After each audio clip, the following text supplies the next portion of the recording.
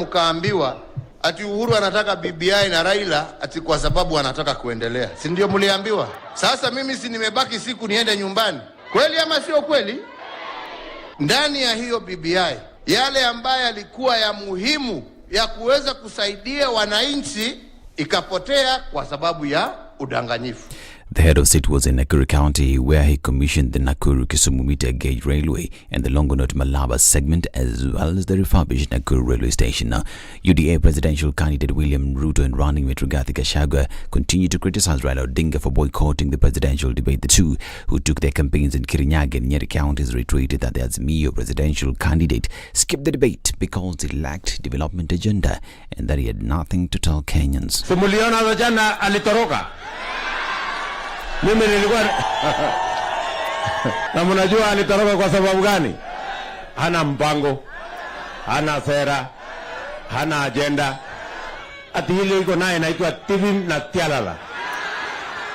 Sasa mimi nauliza nyinyi watu wa Nyeri, hata nilimuuliza, hata kama una mpango, si ukuje at least ueleze hii wa Kenya hii TV ni kitu gani? Ama hii tialala ni nini? Akatoroka akaingia kwa kichaka. Alafu ati wakapanga wazime stima. Sasa hii watu ya kuzimia, si hawa watu wamechanganyikiwa? Na kwanza hata angekuja tu kwa debate kwa sababu ya wananchi. Unajua wako na madharau mingi sana. Hapo. Na yeye anaelewa, si mmesikiza jana usiku? Si amesema ataweka watu pesa mfuko. Si mzee akitalabi alitoroka. On his part, Odinga, who led campaigns in Laikipia County, criticized Ruto, claiming he failed to explain his manifesto during the debate. Additionally, he promised to restore the allegedly grabbed ADC farm in Laikipia County to the public if he clinches the top seat next month. Alifunga mimi bao katika goli yake. Amepiga peke yake. Hiyo shamba yeye mwenyewe alikanusha ati si yake. Kwa sababu amesema si yake, mimi natoa notisi hapa. Baada ya mimi kushika Biblia, hiyo shamba itarudi katika miliki ya umma.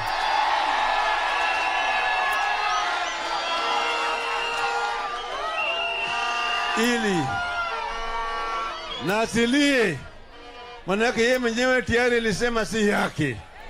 And Interior Cabinet Secretary Fred Matiang'i has dismissed claims by Deputy President William Ruto that the withdrawal of National Police reservists from the bandit-infested Kerio Valley was meant to punish him. Ruto, who is vying for the presidency under the United Democratic Alliance Party, made the claim at the joint media presidential debate, where he stood alone on the podium after his main challenger Raila Odinga of the Azimio la Umoja stayed away. When we came into office in 2016, I called all the leaders from Baringo, Elgeyo Marakwet, Pokot, Samburu, and we had a serious leaders meeting in my office in Karen. Because of that meeting, for about 3 years, we went round, we mobilized all the governors, and we provided National Police Reserve in all those areas. And the situation was under control.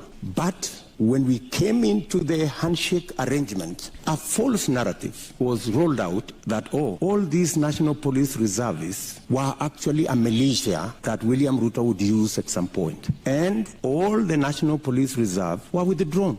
But in a quick rejoinder, Matiang'i defended the government's position, arguing that it has never withdrawn reservists from any part of the country, terming the claims as shameful. What happens in the security sector all the time is reviews are done from time to time, depending on the needs, what is needed in a particular area. And in most cases, consultations are done, even with the local groups. I have been in meetings with some leaders of the North Rift, sometimes civic leaders and Wananchi, who tell you, reduce the number of guns in the hands of civilians. Let us have police officers to do this work. In some areas, Wananchi themselves and even their political leaders tell you we need a deployment of police reservists. And I can tell you for a fact, if you spoke to the Inspector General of Police, or better still, if you went to the Regional Police Commander in Nakuru, he will tell you we have National Police Reservists in some parts of North Rift. I mean, we don't provide security because of an individual. We have a constitutional responsibility to protect our people. That is why, to be very honest with you, I frankly don't like spending time commenting on some of these flippant and petty political things. Because a lot of people lie all the time. You know, some of them now lie like a career. You know, it's like that's what they went to school to be trained. Probably the only truth about them is their name.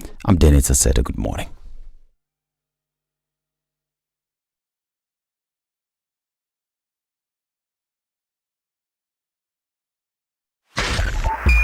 SpiceFM.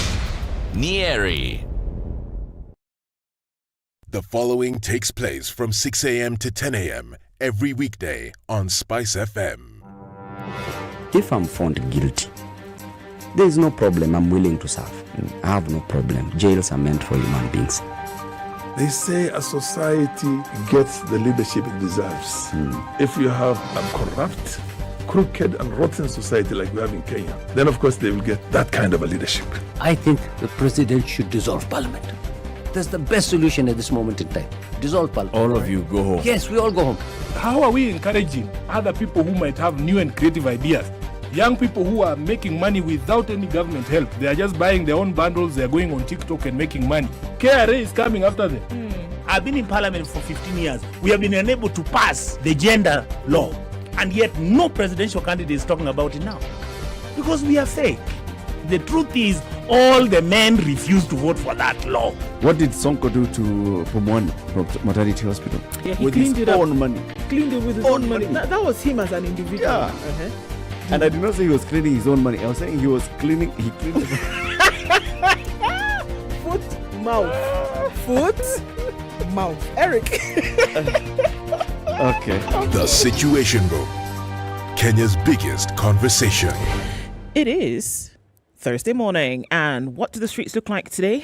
Starting off with traffic a little bit here and there on the Thika Superhighway, and going towards Karioko from Pangani. There's been an accident this morning, and that is really grisly. It's holding things up already. Unfortunately, it's a fatal one. So if you're headed in that direction or coming from that direction, it'll take some time. Police are on the scene and trying to figure out what's going there. So unfortunately, started off on a bad note. But let's look at what's going on in other parts of the city, and it doesn't look too bad on the Thika Superhighway. Neither does it look too bad either coming off of Wayaki Way into the city. Everything's just starting to wake up here and there. We'll keep an eye on things this morning, and hopefully we can keep it safe and sane. Let's talk on SpiceFM KE on Twitter. Keep things moving this morning. SpiceFM, Malindi.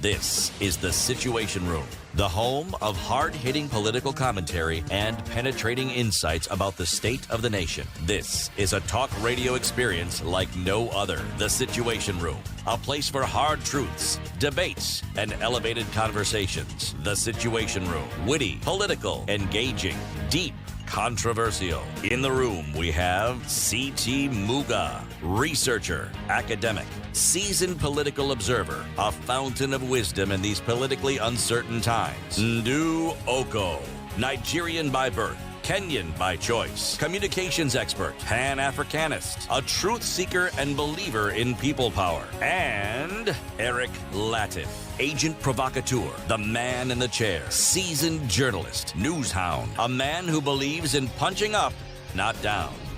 This is The Situation Room.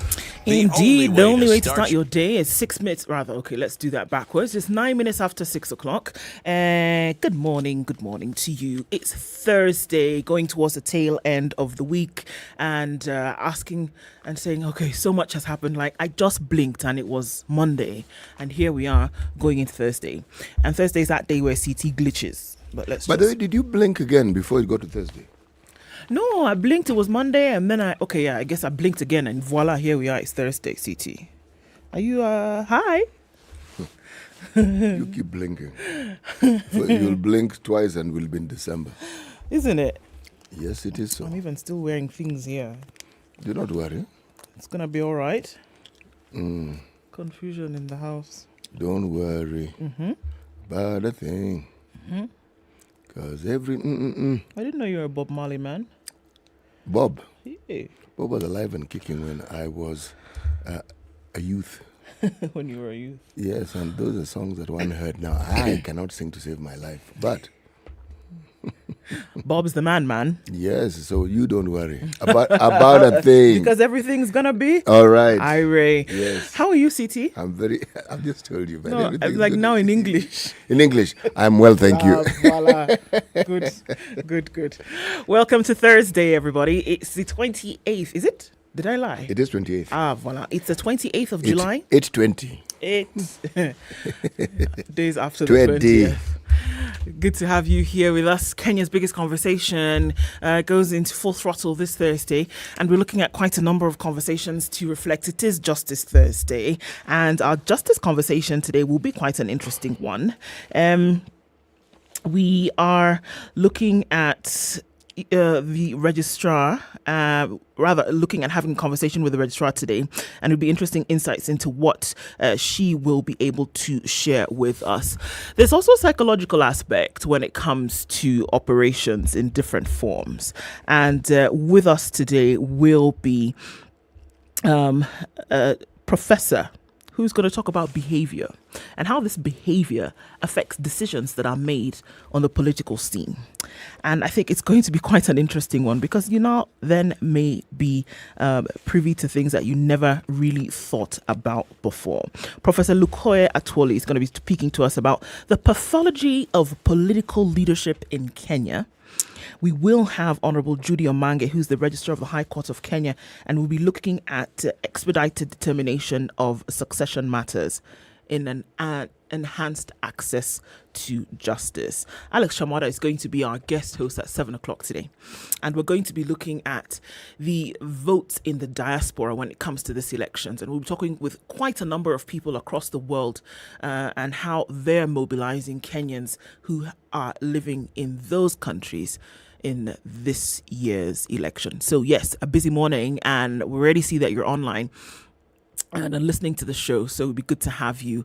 We start off the show looking at what's going on with COVID. If we're looking at numbers around the world, 578 million is where we are now.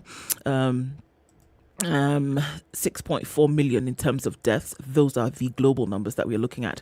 And if we come down to Kenya, 67 new cases of COVID from a sample size of 1,924 gives us a positivity rate of 3.5%. So those numbers are low. It's good. And the positivity rate is exactly where we need it to be. So what's happening in the eastern part of the world? There is a shutdown in Wuhan. Wuhan has shut down a district of 1 million people over 4 asymptomatic COVID cases. 4 cases of COVID has made the Wuhan government shut down almost 1 million people. The original epicenter of the pandemic takes no chances in preventing another outbreak under China's stringent zero COVID policy. Authorities in Wuhan's Xiangjia district, home to more than 970,000 people, announced yesterday its main urban areas would enforce 3 days of temporary control measures.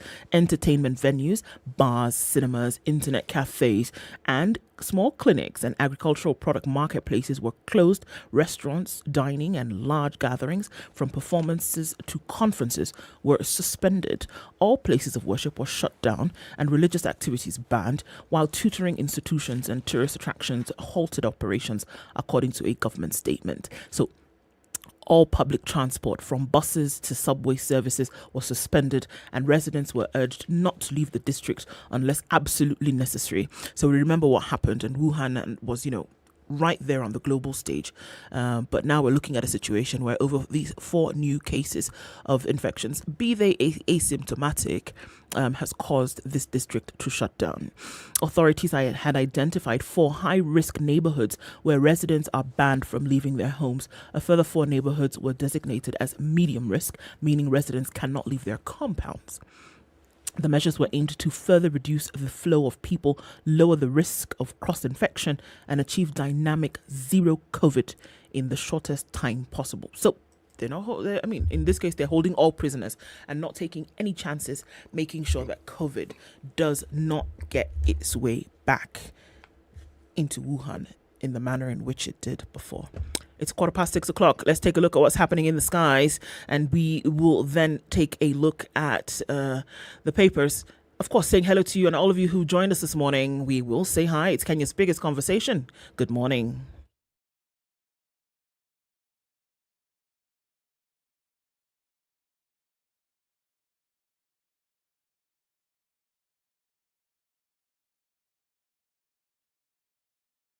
We know it is cold, but Cold Stone Creamery has hot deals for you. This month, enjoy cups of rich and creamy ice cream, delicious ice cream cakes, and fresh oven-baked cakes at amazing prices. Visit any of our stores in Nairobi or Mombasa and indulge in your favorite treats. Cold Stone Creamery, the ultimate ice cream experience. To be Kenyan is to embrace diversity. The many faces and colors of our nation are what makes Kenya, Kenya. Election bila noma, penda jirani. This message is brought to you by the National Cohesion and Integration Commission, NCIC, in partnership with the Standard Group.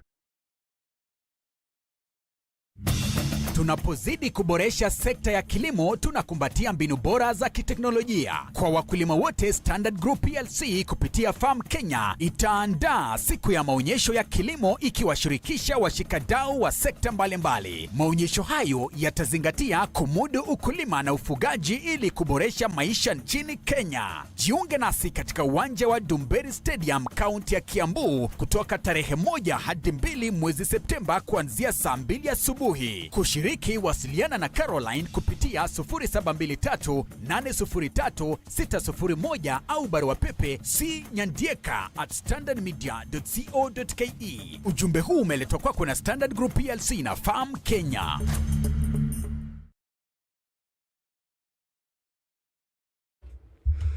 All right, looking into Nairobi and cloudy conditions at 15 degrees. We'll see highs of 21 and back down to lows of 15. It's cloudy at 15 in Nakuru, highs of 24. 19 will be the high in Nyeri, where it's cloudy, currently at 13, and 14 degrees and mostly cloudy in Eldoret will take us to highs of 22. It's 22 and partly cloudy in Mombasa. We'll see highs of 27, and Malindi will be rainy at 24, going to highs of 28. 19 degrees and clear in Kisumu, highs of 28. We'll see highs of 26 in Kakamega, where it's currently clear at 18. Kampala is mostly clear at 19, highs of 27 and lows of 18, and it's 21 and rainy in Dar es Salaam, highs of 28 and lows of 21. 7 degrees and mostly cloudy in Joburg, highs of 19, and we'll see mostly cloudy conditions in Lagos and going to highs of 29 today. It's 19 and clear in Kinshasa, it'll go to highs of 28, and we're looking out into Beijing, where it's raining at 24 and it'll go to highs of 28. Paris, clear at 15, highs of 26 today, and we'll see London with highs of 22, currently at 16 and cloudy. It's 26 and cloudy Wednesday night in New York, it'll go to highs of 29 and lows of 23. Are you ready? Okay. Spice FM. Mature, intelligent talk every morning. Spice up yourself.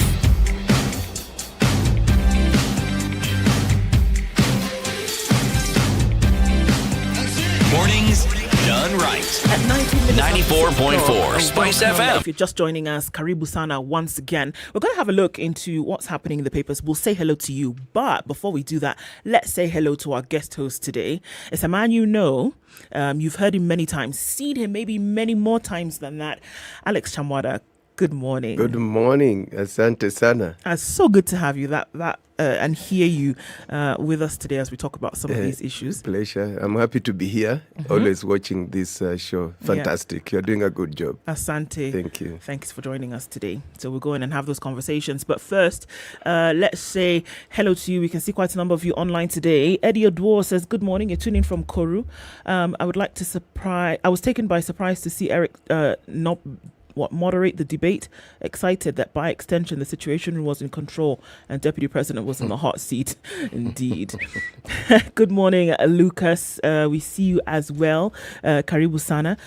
Peter Njoroge says good morning. And he says, I don't think decisions on voting depends on the individual desire, but the qualities of the candidate to be voted for. Well, all right. Davey says, good morning, tuned in, waiting patiently for CT's proverb today. That'll be here in a minute. Tuning from Mombasa, it's cloudy and cold. That's where Mwange and Njoroge is. And Rural Karaoke is tuned in from London, Ontario, Canada. Good morning, folks. Talking about diaspora, good morning to you.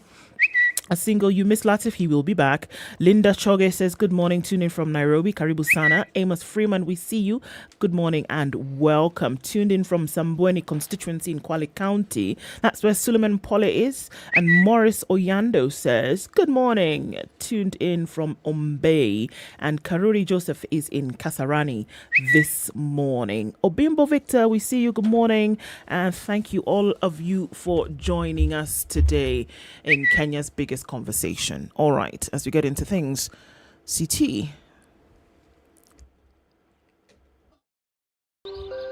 Good morning, boys and girls. The proverb of the day is brought to you by Aquafresh Fresh Gel. This is our final proverb from South Africa. You cannot drink medicine for a sick person.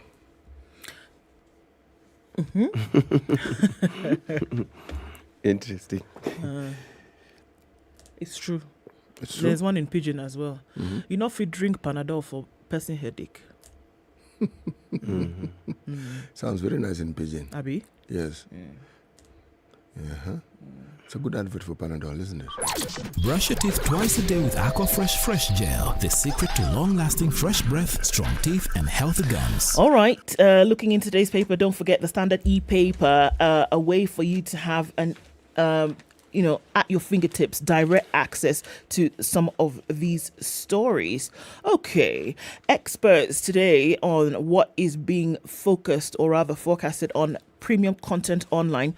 Experts talk about a widely avoided topic on the domestic front. Explained bedroom inadequacies. So, that's something interesting for you to get your eye on today. Standard e-paper. e-paper.standardmedia.co.ke. Premium content online at the touch of a button for really affordable fees. As we look into what's happening in the papers today. So we looking at the front page of the Standard. Raila wants answers on extra IEBC forms. We saw yesterday that 225 pallets of presidential ballot papers arrived yesterday, and there the IEBC chair Juliana Cherera is flanked by the UDA Secretary General Veronica Maina and Azimio lawyer Paul Mwangi at the Jomo Kenyatta International Airport after the pallets arrived for the presidential ballot yesterday. This is happening when the Azimio leader has demanded urgent talks with the Commission on the printing of alleged 2 sets of 34A and State of Form 34B, which he says is pending. So, I mean, there have been demands coming from both the Azimio lawyer and the leader. There's also been demands that have been coming from other sides as well. But now we are seeing that the Raila team is seeking clarity on forms 34A and 34B. They've demanded a meeting with the electoral body after its representatives said they had picked up 2 very disturbing issues regarding statutory declaration forms that the commission is required by law to execute and publish regarding results of vote casting at every polling station and constituency tallying centre. The first is the printing of 2 sets of forms for the declaration of the presidential election results at polling stations. The coalition is also concerned that the IEBC has not printed 34B. So remember what they said. In as much as you're going to have these electronic transmission of results, we are asking for a manual form as well should anything happen with the transmission. Raila Odinga, Presidential Campaign Chief Legal Advisor Paul Mwangi, wrote to the IEBC Chairman Wafula Chebukati over the printing of 2 books of Form 34As labelled as Book 1 of 2 and 2 of 2. Under election regulations, Form 34A is the first form used to tabulate results of the presidential election and is filled by the presiding officer after counting of votes at the polling station. The details of votes obtained by each candidate are filled in, as well as a number of registered voters. The form also details the rejected, objected, disputed and valid votes. The candidates or their agents are then required to sign and ratify that the contents of the form are correct. So far, Form 34As gained notoriety in the 2007 general election after they were called, or rather cited, as one of the reasons for the cancellation of the presidential results. Raila, who was contesting on a NASA ticket at the time, challenged the results because some of the forms were not signed. Mwangi said they sought clarification from the IEBC commissioners during a visit to the printer in Greece And the explanation given was that extra Form 34As were needed in each polling station because there was need to give copies to election observers, media, and other stakeholders. Now, the Azimio side is saying that they're rejecting this because why are there extra forms?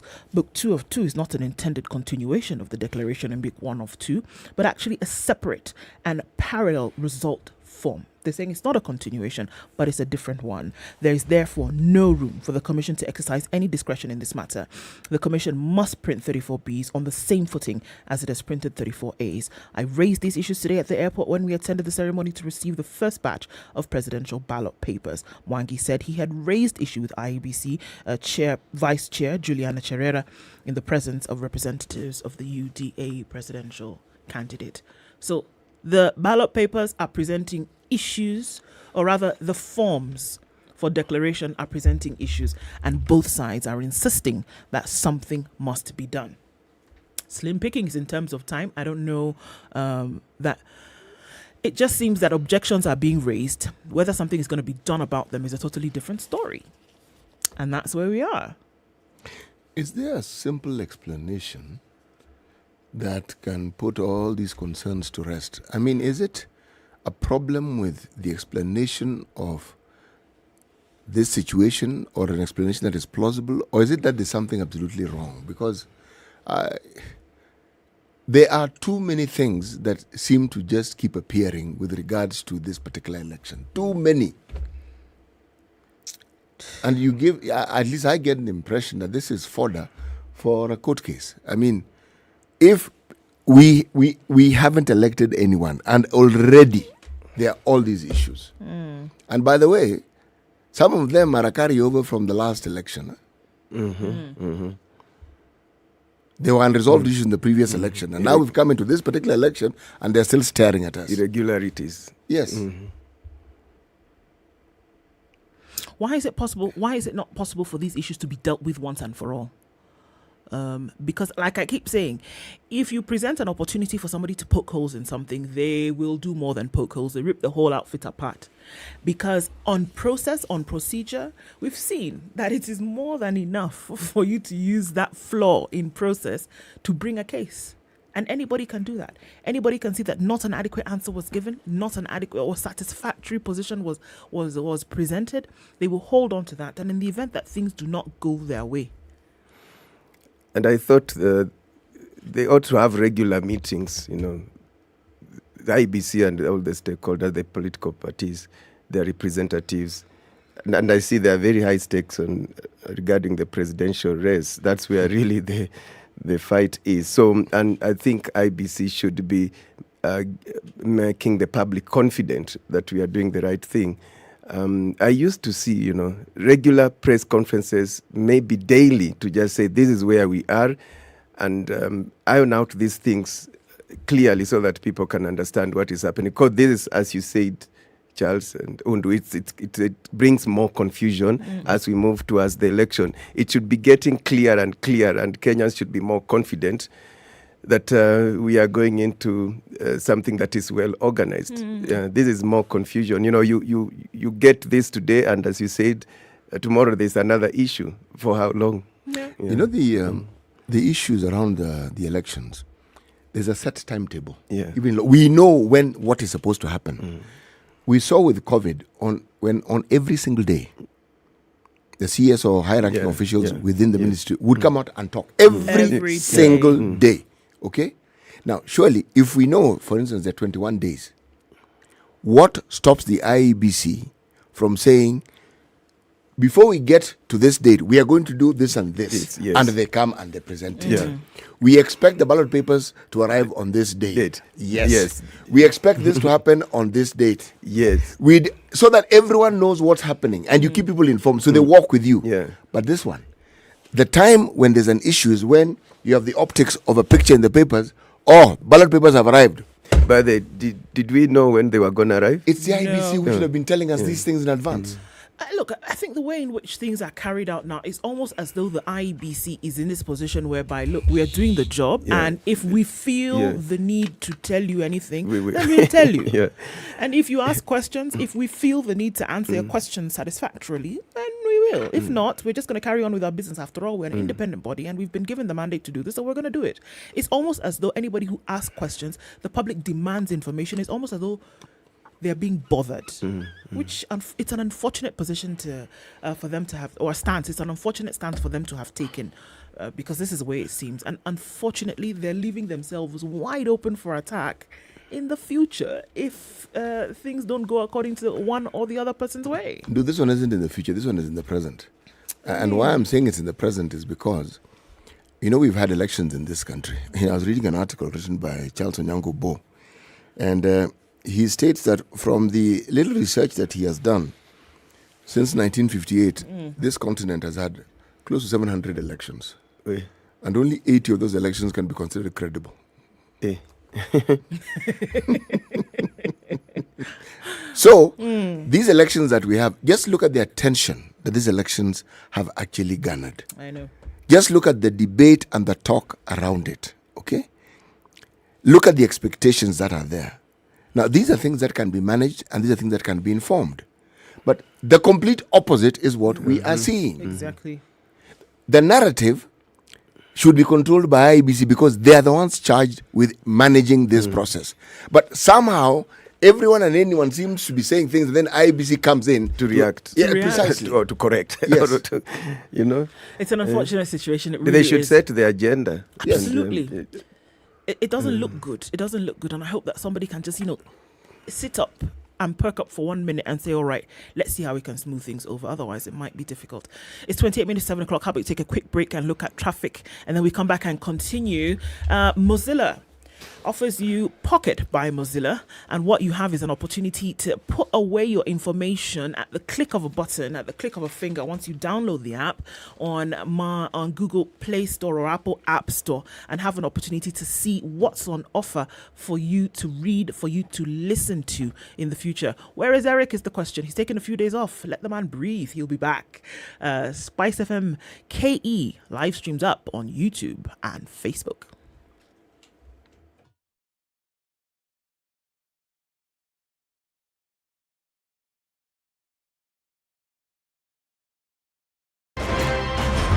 This nation has never healed genuinely from the 2000-2008 violence.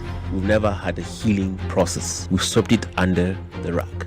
Let me tell you, the handshake was the most disastrous political event in the history of country after the coup attempt of 1982. There is no Kikuyu pothole, no lack of water, or Kamba, lack of traffic. Yeah. There is no Luya lack of drugs in the hospitals. Or Jaluo one. All our issues are the same issues. If you are in a room and just about everybody in that room has a court case or another, what impression does that give you? What are you saying? Why haven't you done it in the last 20 years? But they're telling us, like August, some miracle is going to happen. My friend, I want to tell Kenyans you'll be in for a rude shock. The Situation Room, Kenya's biggest conversation.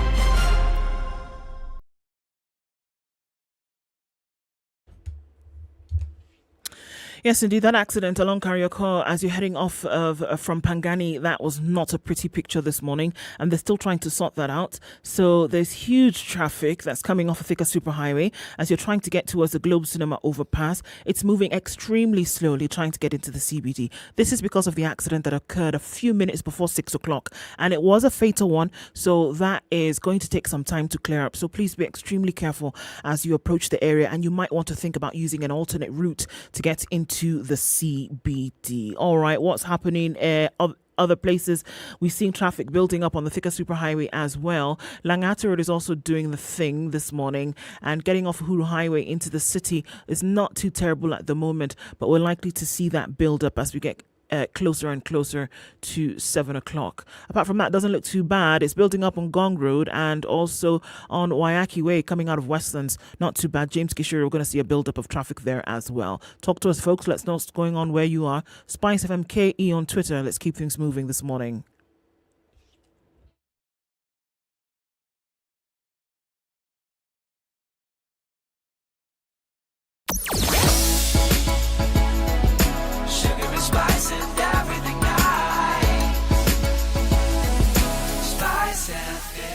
Spice up your life. Do you sometimes come across all this interesting and amazing content online and before you know it, you're 10 tabs in?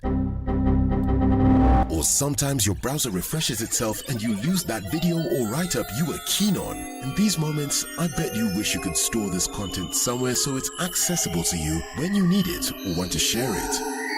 Well, you can. It is as simple as putting it in your pocket. Thanks to Pocket by Mozilla, you can curate what you love, save it to your list and access it even when you're offline. It gets better. You have the option of listening to your favorite articles, and before you ask, of course you can watch video content as well as even when offline. Filter the best of the internet and download Pocket by Mozilla now. Available on iOS and Android. Stori zetu kikwetu.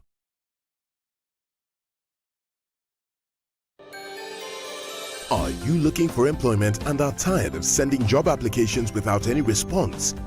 Gone with no response? Tarmacking is now a thing of the past thanks to Skiza. Dial *811 *1 *21 hash and subscribe to a ringback tune that reflects your qualifications only for 1.5 bob a day. And your callers will know your credentials and send you opportunities they come across. Set the tone with Skiza. Mama Kim, mambo poa. Niuzie toothpaste ile hapa watatu. We nawe, ati tatu nini? Toothpaste hapa watatu. Yani Aqua Fresh Gel. Aqua Fresh Gel. Hiyo ni gani tena? Wacha nikwambie. Aqua Fresh Gel ni dawa ya meno ya kipekee iliyothibitishwa na power ya 3-in-1. Piga mswaki mara 2 kwa siku na siri ya usafi wa mdomo, fresh breath, strong teeth na gums zenye afya bora. Tabasamu huanza na Aqua Fresh Gel.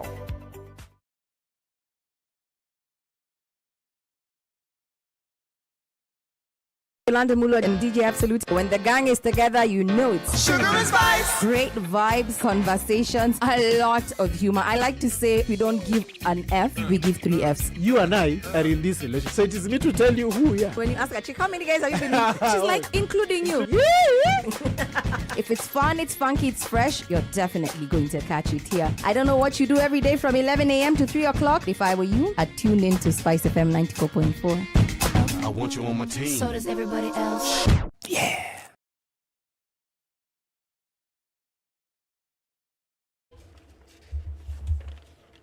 "22 minutes to 7 o'clock. Kenya's biggest conversation continues this morning, and we're taking a look at what's going on in the papers.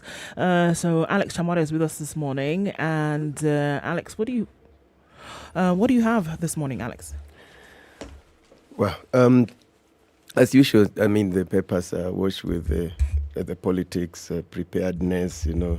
It's a last, it's home stretch. We call it home stretch for the candidates. And I think it's now the time when you see anxiety in the air, and it's normal. I mean, if you can imagine the outcome. We have so many candidates in this election, from MCS to MPs, senators, women rep, you know, the presidential candidates, you know, so many, and so many are going to lose. So you can imagine.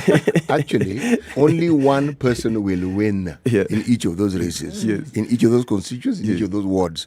Only one person. So the rest will lose. The rest will lose. I understand people have taken loans. People have sold property, you know. Some, I mean, even family property. And I don't know what happens. People always believe I'm going to win, you know. I'm going to win, whatever the case. So you can imagine, then you end up losing. People have resigned from their jobs. So what next? So anxiety is in the air.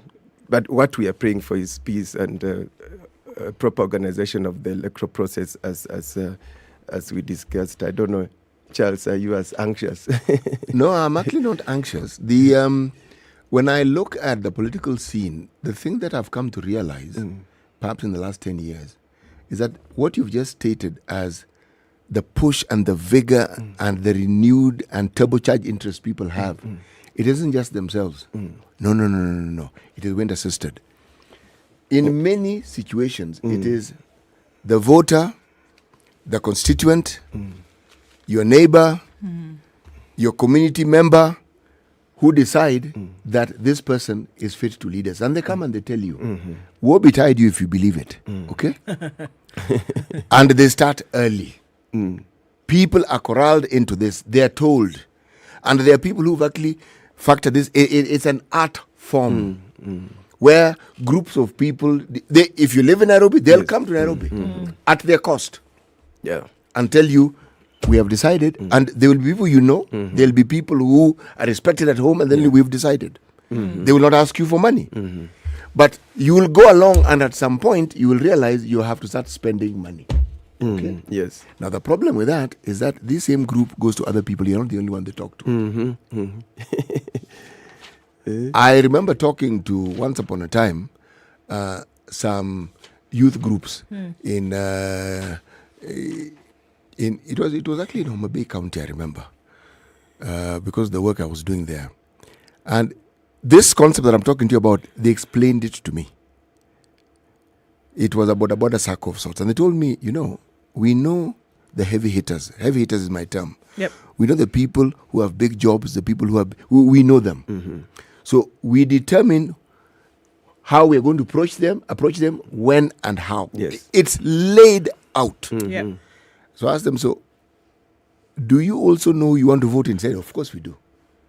We are very clear about whom we want to vote in. And you ask why. The reasons ranged from this person has been with us. And when they say with us, they mean this person attends funerals with us. Right. Contributes to this Yeah, thing or the other thing. it doesn't matter how much he contributes, but we see this person. He's in church with us. Yes. When we have a problem, he will be with us and he will support us and he will contribute. It's not that he gives tons of money. He says, and we've observed him over time and the things he does. And they told me something also interesting. He said, we also look at his relatives. This man looks after his relatives. So I asked them why. He said, if you can't look after your relatives, how are you going to look after other people? Now, all I'm saying is, right around the country, our political scene, our political situation was commercialized. That's really what I'm saying in a nutshell. And people do business with wannabe politicians or wannabe political leaders. You are cited, the bait is set forth. If you are tempted and you succumb, that's it. And as the pressure mounts, so does the heckling and those who tell you that you are the one. So, as you correctly put it, you'll end up selling literally everything you have. Indeed. Yeah. So, in terms of what you have or what you don't have, so remember a couple of weeks ago, Kenyatta University VC had a bit of an issue, right? The Nation reports that the Kenyatta University Vice Chancellor is back in office as the LSK gets the nod to go after Kinyua. The KU Vice Chancellor, Paul Wainaina, yesterday resumed his duties following a court order reinstating him. As at time, the High Court allowed the LSK to start contempt proceedings against Head of Public Service Joseph Kinyua and the university's council over the land dispute that led to the VC suspension. Professor Wainaina, who arrived at the institution yesterday evening, was met by a group of students at the main gate and escorted to his office. He was kicked out of office after the government accused him of blocking the annexation of the university's land for the setting up of the World Health Organization facility. The university's council had exchanged with Mr. Kinyua, who communicated a cabinet resolution endorsing the surrender of the land. Addressing the media, Wainaina said he did not resign but was suspended for failing to surrender the title deed of 410 acres owned by the university. He said that when I addressed the staff last time, I told them and I may not be able to address them again as VC, but it appears I may be suspended or dismissed. That did not suggest that I resigned, he said. He added that he was ready to work as ordered by the court and would not be intimidated. The Employment and Labour Relations Court Tuesday ordered his reinstatement and pending hearing and determination of the case. The issues involved here are weighty and complicated, but they are boiling down to KU being asked to cede more than half of what they have. He explained that KU won a court case against squatters who occupy the Kamai land. The case has been in court for 19 years. However, it suggested the university allows the squatters to continue living on the 120 acres because it would be difficult to move them. But the council said it did not have the mandate to cede land. Professor Wainaina said the Kenyatta University Hospital, which is also at the center of the dispute, was built with loans from China and supported by the government. Wainaina said if the land is ceded, the KU Medical School risks being deregistered because students will not be able to access it for studies. So, with all the hullabaloo back and forth, the man is back in office until the High Court then determines this case. And it seems as though there will be naming of Joseph Kinyua. He's already been named here, and the LSK wants to bring a little bit more, throw a little bit more at him. It's not over until the fat lady sings. This story is unclear. No. What is being stated and what seems to be the case here, things don't add up. What? It doesn't. There's talk about WHO wanting to put up a facility. Yeah. Now, how can you argue against such a development? I don't think he's arguing against it. No. As the council, as the VC. It's not him. It's about the process of Exactly. Yes. He said you didn't follow process. Follow the process, and then we see what we can do. But we, as a council, are not able to just say here. There's a process through which you go through. There's got to be one odd kind of gazettement or another, and that didn't happen. He was just basically sent a circular and said, "This is happening.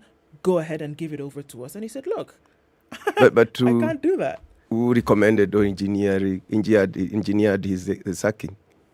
The same cabinet resolution that. So you're asking who engineered? Yeah, and of course approved by the council. Yes. Yeah. Yes. So in fact, I'm confused because for me, I saw like the VC had said bye-bye. He said he didn't resign, which is in the statement that he made yesterday. He told them, I may be suspended or dismissed, but that should not suggest that I resigned. He said he was ready to work as ordered by the court and would not be intimidated. He did not take this case to court. The council of KU is a new council. The one that had worked with Professor Wainaina before also got disbanded, remember? And they had a similar position to the VC. Yes. What I'm saying is this. There's something afoot. I'm saying the story doesn't add up. There are too many things up in the air. There is WHO.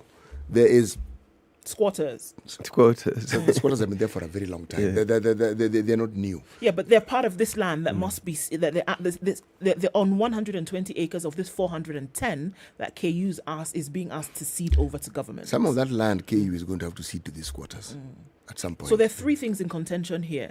There's the WHO facility that they want to erect. There's this squatter land which they want to basically hand over to them, and then there's the hospital, which they also want to expand, as it were. Let me tell you why I'm finding this confusing. Joseph Kinyua didn't start working in the government yesterday.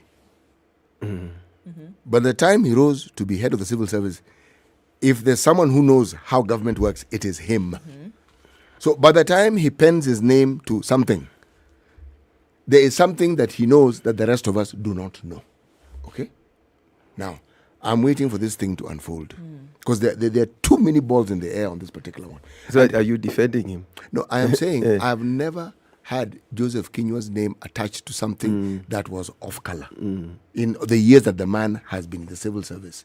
Now, on this small matter of land, what I don't seem to see is how Joseph Kinyua, would actually go against well-known set procedures from the government of the government. My brain is refusing to accept it. Is it another case of communication, poor communication? Perhaps. But at the end of the day, we have had lesser cases been decided on process, on procedure. What confuses Which even is further at the end of the day, is that what Wainaina is saying here is that, look, had you just followed the process, we'll not be here where we are. Then the president wades into it. Now, that now confuses it in my mind even more. Why was he wading into it? Because what happened was that the circular was sent and they were basically told, look, there's this 410 acres, this, and this is what we are going to do with it. You just need to comply. The fella said, hold on a minute. We don't have the authority to cede. There's a council. There's a process. We follow the process. The council agreed with the Wainaina. And so the council out. Yeah. New council in. LSK said no, went to court court said, go back and do your job until we determine this case. Isn't it wonderful to have independent institutions? Isn't it just? Yes. What are you looking at, CT? Do you remember that there was a new product that Safaricom wanted to launch? Mm-hmm. It was an interest-free, zero-interest credit service for purchase of goods. Not giving you more money, but allowing you to purchase goods worth up to 100,000 shillings. Remember that one? Mm-hmm. Remember that? Remember that. And they were supposed to launch it on July 6th at 8 p.m. CBK has said sorry. But July 6th was a minute ago. Yes, they were supposed to. Okay.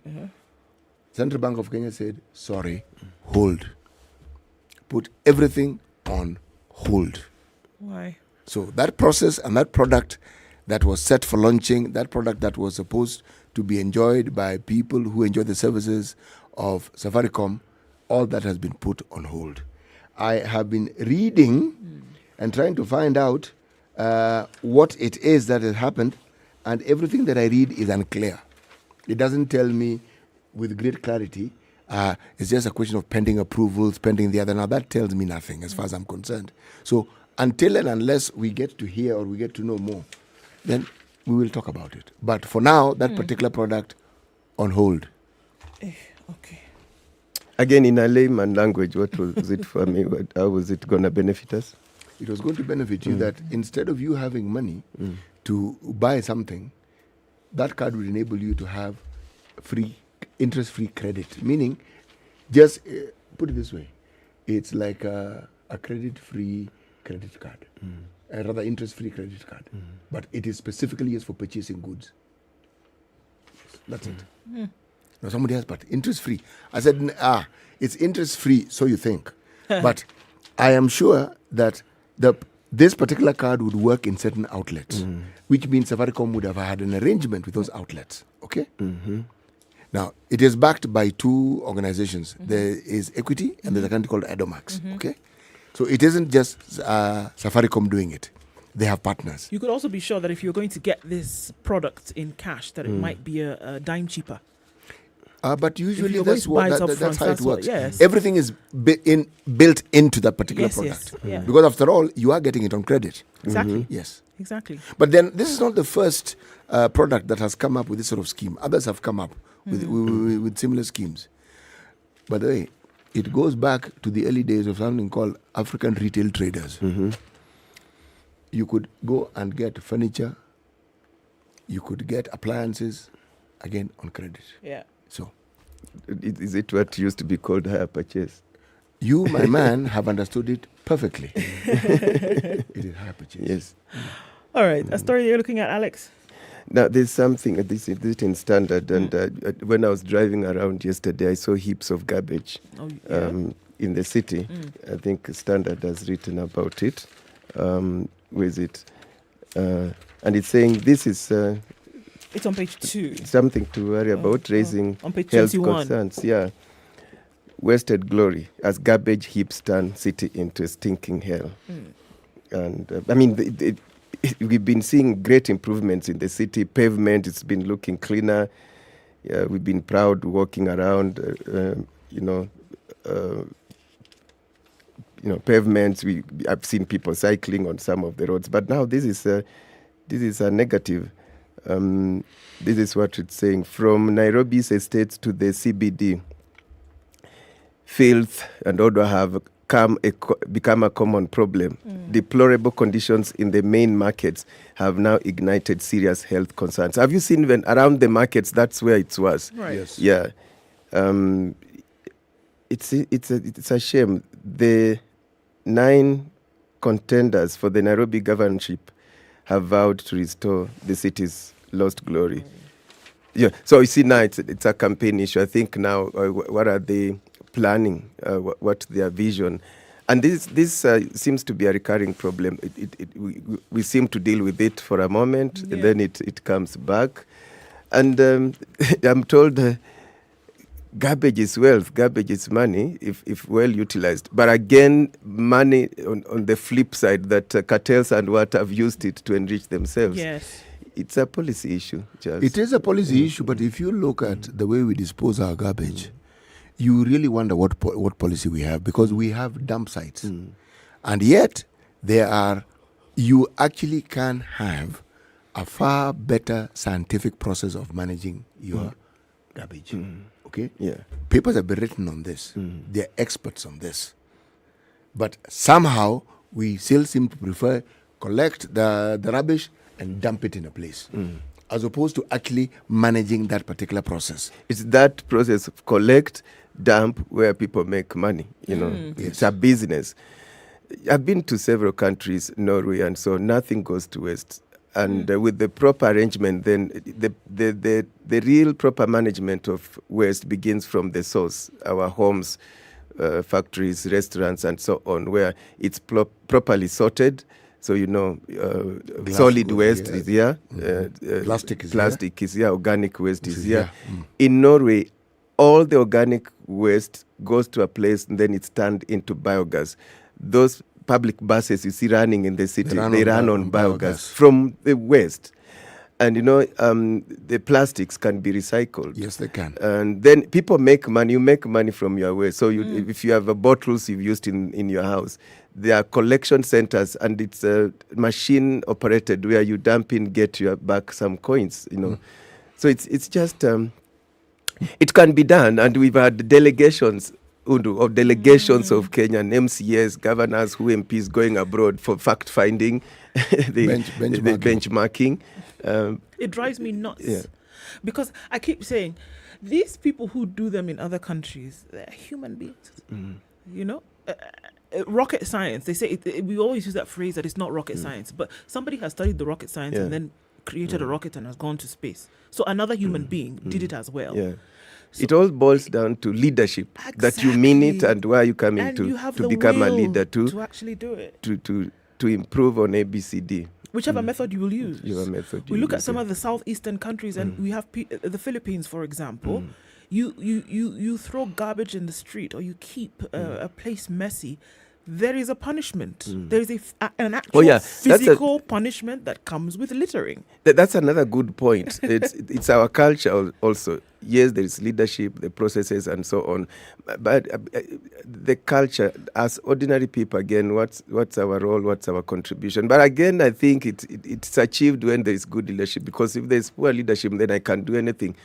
I can throw garbage. It's true. Eric always argues. He says, "Well, look, he doesn't blame people for throwing garbage because where the dustbins? Where are we actually supposed and the enforcement of law actually matters a lot. Law enforcement matters. To have cities regain their glory, there's a lot that needs to be done. Okay. So. And this problem cuts across as we develop, counties come up, cities are growing. Yes. But most of them don't have proper waste management systems. All right, we're coming closer to 7 o'clock, but it's interesting to note that if we look at a county story, archaeologists have discovered artifacts showing Kenya origin of the human. A few months ago, we had a conversation with one organization that talked about, look, the start of mankind was actually somewhere here in the East African region. But archaeologists have now found that the origin of the human takes one to Africa, and to be precise, the Kenyan, Tanzania, Ethiopian rifts, but central Kenyan highlands would soon be included in that map. A group of archaeologists have teamed up with the US-based students to initiate the research, and its preliminary findings in Kieni, Nyeri County show that the origin of human started here. So Chinese archaeologists would disagree with you, but I'm sure they would. That's a completely different discussion. Elections, Villanoma. I have to remind you as you go into voting this year that you're voting amongst your neighbors, you're voting amongst your business partners, amongst the ones that you love and those who love you. So remember, as you vote this year, let's keep it peaceful. The NCIC, in partnership with the Standard Group, going around the country reminding you that as you vote, you can do so in peace. It's 7 o'clock. The conversations continue after this.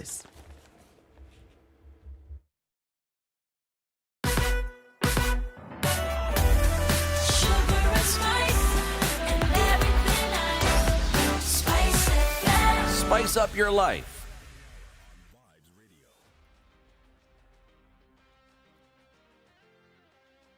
The latest news from around the world. 94.4 Spice FM.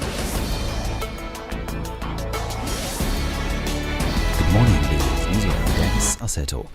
The Independent Electoral Boundaries Commission says delays due to the pending court battles will interfere with the arrival of ballot papers for different selected seats and has pushed forward the tentative arrival time to August 3rd. The Commission had scheduled all the 132 million ballot papers to be in the country by July 29th, but the delay in ruling the cases had overstretched the polls body's timelines. Accompanying the first batch of presidential ballot papers from Greece with the delegation of stakeholders, IEBC Vice Chairperson Juliana Cherera symbolized that the legal cases have derailed the preparedness of the Commission in terms of printing and transporting the ballot papers. Here is part of that delegation. The team takes note of the printers' concern, especially on the late court rulings that delayed the printing schedule. The company had planned that the last delivery date would be on the 29th of July 2022. However, due to the court rulings delay, the final delivery date will be on the 3rd of August 2022. Now, President Uhuru Kenyatta has urged Kenyans to embrace peace and unity at all times by shunning leaders whose main agenda is preaching divisive politics and hatred. The president emphasized that Kenya will only continue on the development trajectory if honest leaders who stand for the truth take over. Msiwe watu ambao watadanganywa na siasa ya pesa nane. Hata ukiwa unatafuta kura, tusitafute kura kwa njia ya uongo. Jameni, mlikuja mkaambiwa ati Uhuru anataka BBI na Raila ati kwa sababu anataka kuendelea. Si ndio mliambiwa? Sasa mimi si nimebaki siku niende nyumbani. Kweli ama sio kweli? Ndani ya hiyo BBI, yale ambayo yalikuwa ya muhimu ya kuweza kusaidia wananchi ikapotea kwa sababu ya udanganyifu. The head of state was in Nakuru, where he commissioned the Nakuru Kisumu meter gauge railway and the Longonot Malaba segment, as well as the refurbished Nakuru railway station. And UDA presidential candidate Dr. William Ruto and running mate Rigathi Gachagua have continued to criticize Raila Odinga for boycotting the presidential debate. The two, who took their campaigns to Kirinyaga and Nyeri counties, retweeted that their mere presidential candidate skipped the debate because he lacked development agenda and that he had nothing to tell Kenyans. Mimi nilikuwa na mnajua alitoroka kwa sababu gani? Hana mpango, hana sera, hana agenda. Ati hili iko naye inaitwa Tibim na Tialala. Sasa mimi nauliza nyinyi watu wa Nyeri, hata nilimuuliza hata kama una mpango, si ukuje at least ueleze hii wa Kenya hii Tibim ni kitu gani? Kama hii Tialala ni nini? Akatoroka akaingia kwa kichaka. Alafu ati wakapanga wazime stima. Sasa hii watu ya kuzimia, si hawa watu wamechanganyikiwa? Na kwanza hata angekuja tu kwa debate kwa sababu ya wananchi. Unajua wako na madharau mingi sana. Hapo. Na yeye anaelewa, si mmesikiza jana usiku? Si amesema ataweka watu pesa mfuko. Si msea kitana alitoroka. On his part, Odinga, who led campaigns in Laikipia County, criticized Ruto, claiming he failed to explain his manifesto during the debate. Additionally, he promised to restore the allegedly grabbed ADC farm in Laikipia County if he clinched the top seat next month. Alinifungia mimi bao katika goli yake. Amepiga peke yake. Hiyo shamba yeye mwenyewe alikanusha ati si yake.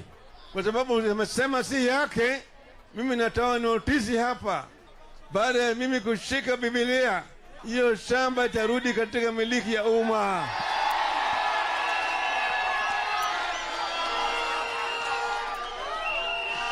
Ili na asilie, manake yeye mwenyewe tayari alisema si yake. And Interior Cabinet Secretary Fred Matiang'i has dismissed claims by Deputy President William Ruto that the withdrawal of National Police Reservists from the bandit-infested Kerio Valley was meant to punish him. Ruto, who is vying for the presidency under the UDA party, made the claim at the joint media presidential debate, where he stood alone on the podium after his main challenger Raila Odinga of the Azimio la Umoja stayed away.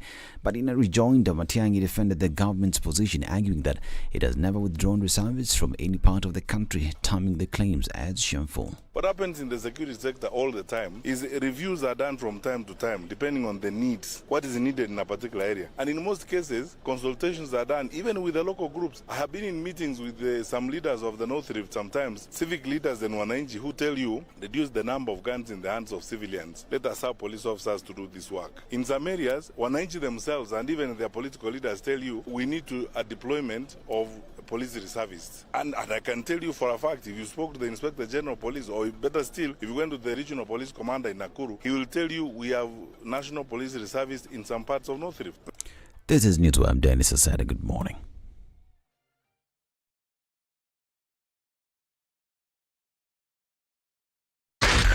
Spice FM, Nakuru. And a few minutes after 7 o'clock, what does it look like on the streets today? Traffic has built up on the Thika Superhighway.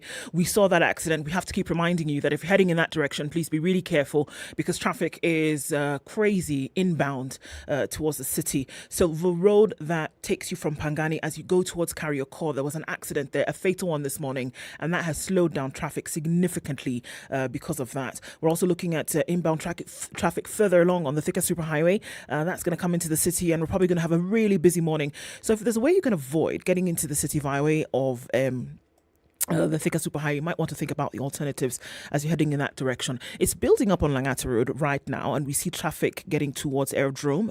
Some of it is spilling over to Raila Odinga Way. We're also looking at traffic on Kiambu Road, and it's in and outbound. Coming out of Westlands, James Gishuru is also building up as you get towards Wayaki Way. There's the option of using the Red Hill Link Road to get into the city. Jogger Road, as usual, that started really early, getting out towards Landis and then out towards Kamkunji. That slows down some as well. Let's take a look at the clock. Half an hour or so will be in traffic hour proper, but for now, that's what's going on. Let us know what's happening with you. SpiceFM KE on Twitter.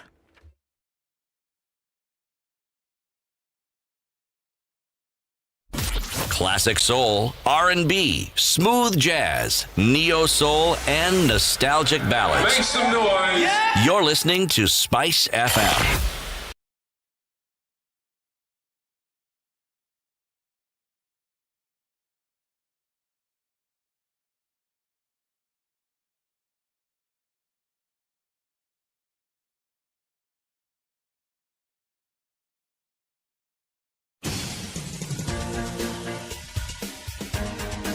This is The Situation Room, the home of hard-hitting political commentary and penetrating insights about the state of the nation. This is a talk radio experience like no other. The Situation Room, a place for hard truths, debates, and elevated conversations. The Situation Room, witty, political, engaging, deep, controversial. In the room, we have C.T. Muga, researcher, academic, seasoned political observer, a fountain of wisdom in these politically uncertain times.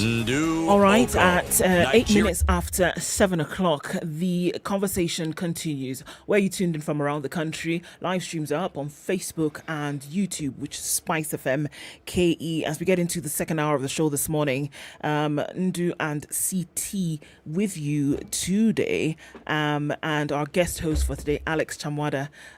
Daring abroad is the word that comes to mind even as we get into that, and we're getting into that conversation this morning. But let's start off the hour with today's proverb. Good morning, boys and girls. The proverb of the day is brought to you by Aquafresh Fresh Gel. From South Africa: you cannot drink medicine for a sick person. You can't, even if you wanted to, as much as you try. It's like you can't get better on their behalf. Right. You cannot drink medicine for a sick person.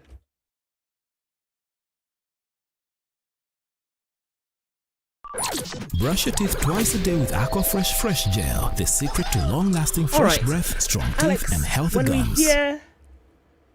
when we hear daring abroad, I mean, it's synonymous with you. Yes. And looking at what happens in the diaspora, and you've done a lot of stories about Kenyans in different countries and the work that they're doing and the development agenda for many of these countries where Kenyans reside.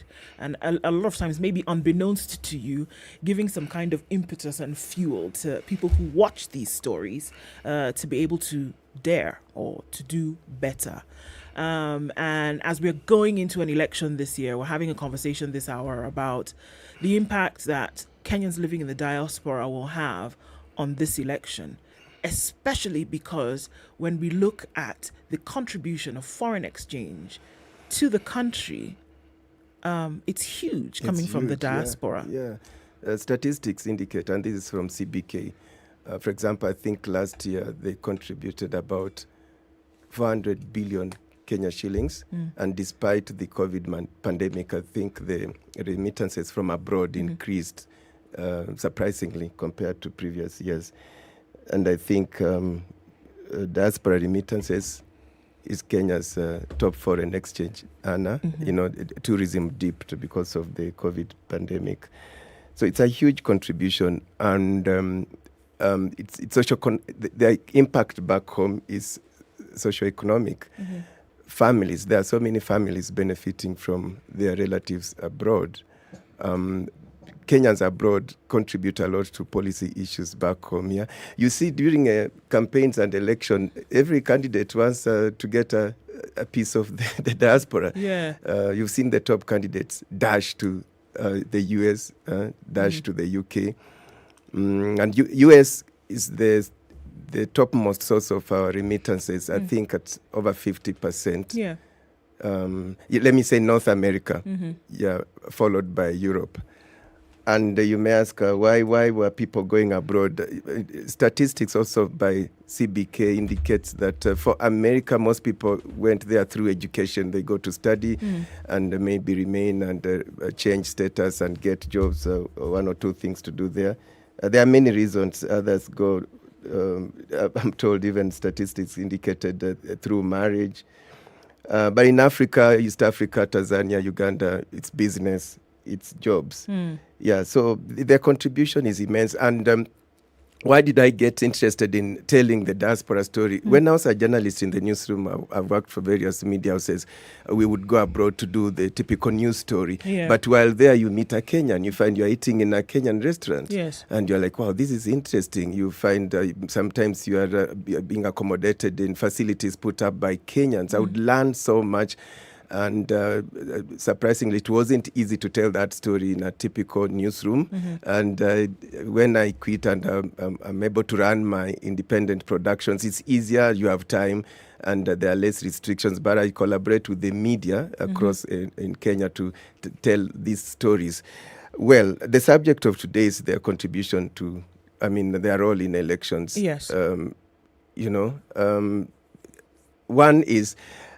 One may say votes, yes, but there aren't so many. I think, according to IBC statistics city, I think there are only 10,000 that register. We'll verify that. And there are only a few voting centers across the world. I think about 20, So, yes, some votes. And it's the first time Kenyans in the diaspora will be voting. And this will be happening at the Kenyan missions abroad, the selected missions abroad. But their greatest impact home is influence. They send money. I don't know if you have relatives abroad. I do have relatives abroad. You have relatives abroad, Undu? Well, yes. By nature, yes. So you may find someone is taking care of their mother, their father, siblings, and so on. Even the village, he helps build a hospital or a clinic, he helped build a school.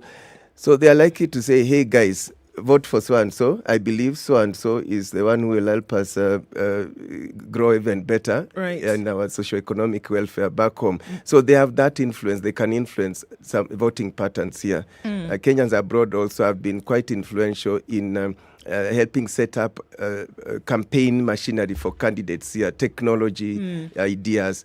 That's what I can say about the role of Kenyans in elections back home. So we're going to be talking to a number of Kenyans in the diaspora this morning. I mean, from across the globe, really. And even before we go to introduce them one by one, I know that they're already, on with us virtually. Do you feel that, because many would think that, Kenyans go out to other places for the reasons that you've mentioned, for work, for marriage, for education, etc. And the thought then that is they may then not pay attention to the political atmosphere or, the governance atmosphere back home. Is that the case, or are they really true? I mean, we'll hear from them in a minute, but are they really vested then in what goes on back home beyond supporting family and such? Well, I would tell you, I meet them, I travel a lot. They are very keen on what's happening back home, and not just politics. They are keen to see, how far have we gone with the expressway? What does it mean to us? They're very keen. They follow news back home. In the US, for example, when I'm there, we are able to know and be ahead of even the Kenyans here because of the time difference. Before they are going to bed, they've probably read online newspapers ahead of us who are locally here. So they are keen, and then they are organized. There's various associations of Kenyans living abroad. You go to Australia, you go to the UK, wherever. They meet. They have associations. There's a group in the UK, you'll be surprised, of a group of women. It's called Kenya Women. No, this is US. Kenya Women in the US, Kwitu. It brings together 14,000 members. Wow. 14,000 members. There are some associations that have 1,000, others 500. So they do elections. They have their own elections. So they're able to meet and discuss policy issues and their contribution back home, lobby for maybe how to be included in development and how they can be facilitated to have money or they transfer money easily in a conducive manner. And they are keen, for example, in investing in property here. What are the new regulations and what do they mean to us? Remember, many in the past would fear investing back home. Many would do through relatives and get swindled, But the confidence comes when they know the government is helping us to put in place systems that work, so that we are confident to invest back home. So they are keen on what's happening back home. They lobby, and there is a directorate in charge of diaspora at the Ministry of Foreign Affairs. It talks to the Kenyans in the diaspora. It has come up with a diaspora policy, and many Kenyans in the diaspora have contributed to that policy. So yes, they are present. Much as they are abroad, they are present in Kenya. All right, we're going to introduce a number of them. Three gentlemen and a lady this morning join us on the line. And we have online Danson Mukile, who is the UDA diaspora leader in Washington, D.C. And I know it's getting towards, late night in D.C. We're probably looking at 10:30 tonight. It's early morning here in Nairobi, but we know that that's the time that you're looking at, Danson. We'll talk with you in a minute. We're also, so good morning, or should I say good evening to you? Okay. Also, we have Vincent Lusite, who is the chair of Kenyans in Southwest Australia. And we're also joined by the chair of the Stoke UK Diaspora SACCO. It's a Kenyan SACCO. He's also a lecturer at the Coventry University, and that's Dr. Isaiah Onyo, as well as Dorothy Atema, who is the Secretary General of the Kenya Diaspora Leadership Forum in Europe, and she is in Holland, in the Netherlands. Good morning, everybody. It's going towards the end of the day for some folks. Lucia, we know you're in Australia, so it's going well into your evening. And probably around the same time for maybe a couple of hours behind in the UK and in Holland as well, and then nighttime Wednesday night in the US. So welcome all of you, and let's start off this with you, Danson. Good evening once again, and we just wanted to have a lay of the land. Basically, when we're talking about diaspora, we're looking at the participation of Kenyans in the US when it comes to this election. What would you say is Kenyans' participation, contribution to this conversation at this time, Danson?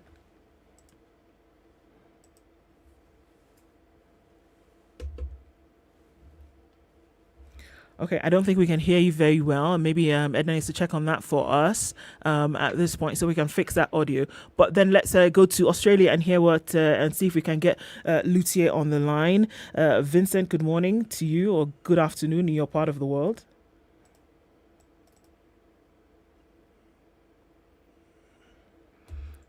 All right. I think our audio generally has an issue there, so we're just going to try and fix that in a little bit. I don't know if you can hear us now, so we can go back to you, Danson. Danson?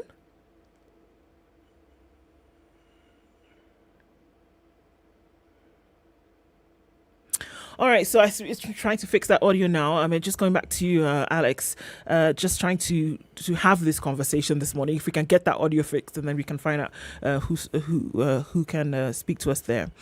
Looking at the elections this year, the first time that we're going to have diaspora voting, and say, what kind of impact do you think that it would have? Even if we're looking at lower numbers, what would then be the message that would bring to say, finally, those who are living outside the country have an opportunity to vote today? Allow me, there's a gentleman from the US who is either listening or watching us, and jioni unasikia napiga simu uje dinner. Na atakuja au Go ahead, sorry, Alex. Yeah, let them help me to answer this question. So there is Roy Nasibi in Delaware, USA. He's just sent me a message. He's saying, diaspora is the mirror. Kenyans in diaspora are a reflection of where and what Kenya ought to be. The ingenious and ingenuity of the Kenyan spirit lives and replicates in the diaspora.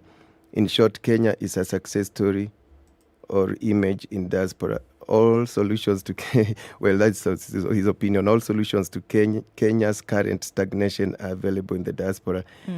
It's up to the future regimes to tap those potentials.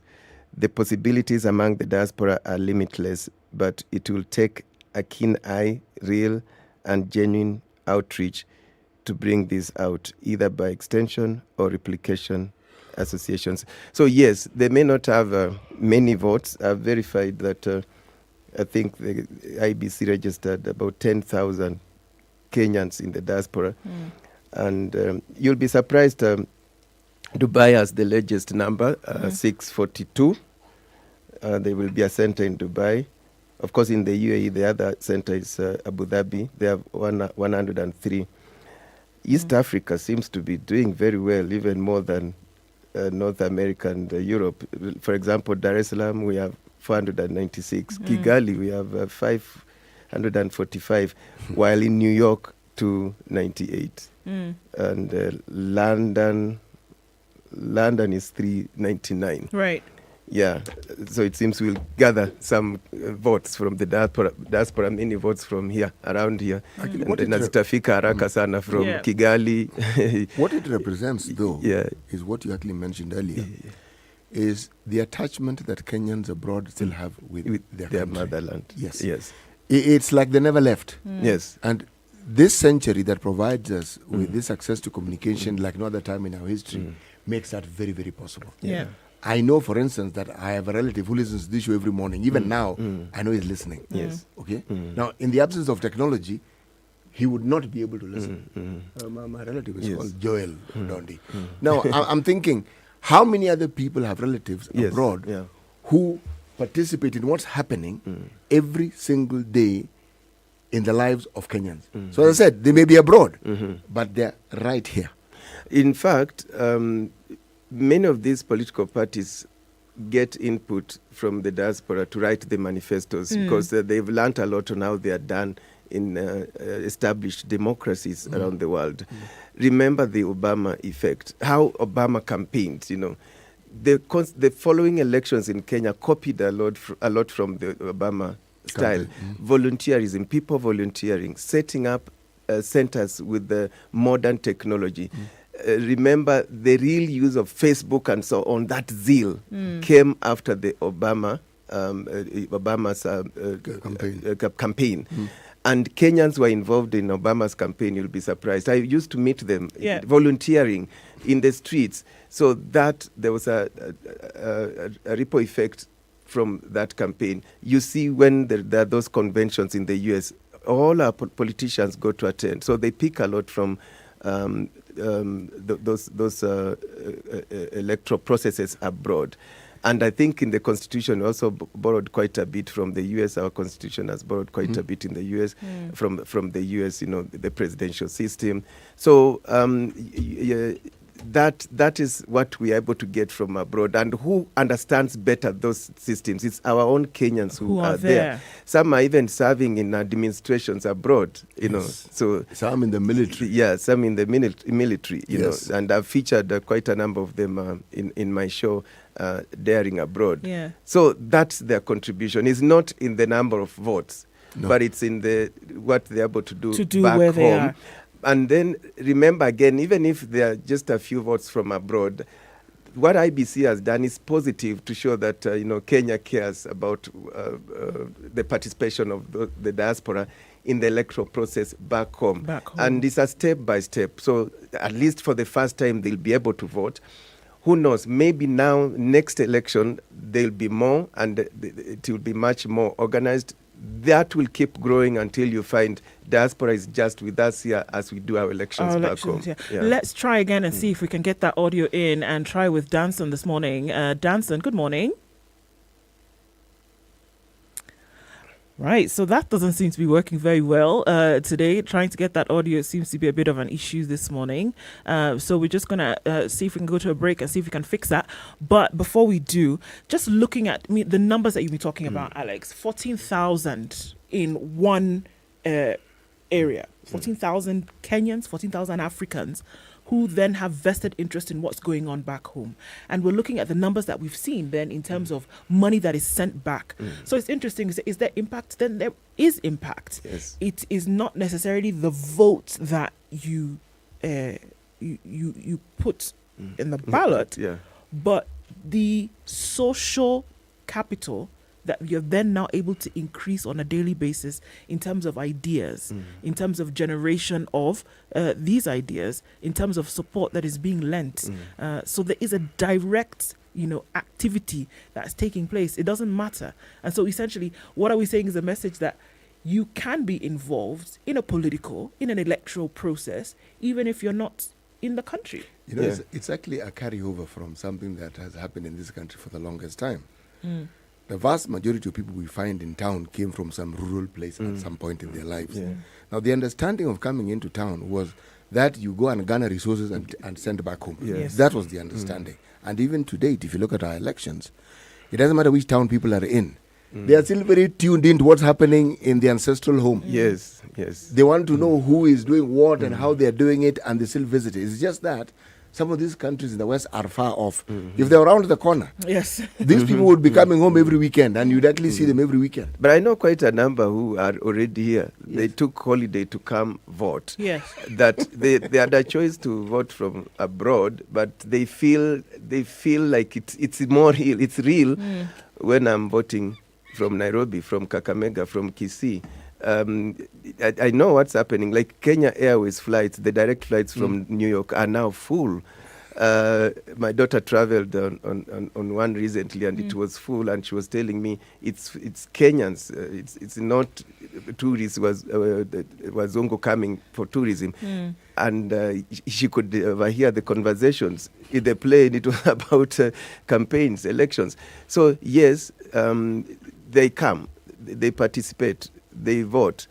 And I know even the returnees, there are those who are abroad who return. And by the way, have you realized top CEOs, some of them have really had a lot of experience back home. In the diaspora. So they've been appointed, or they're in that leadership position because of the exposure. Not that being here doesn't give you exposure to be a good leader, but I'm saying quite a number I know have had exposure abroad. There's something that being in those developed countries changes in you, transforms you, and you combine with your local experience. So we still need and of course that's why they come back home. So we have so many returnees who are making a lot of impact here.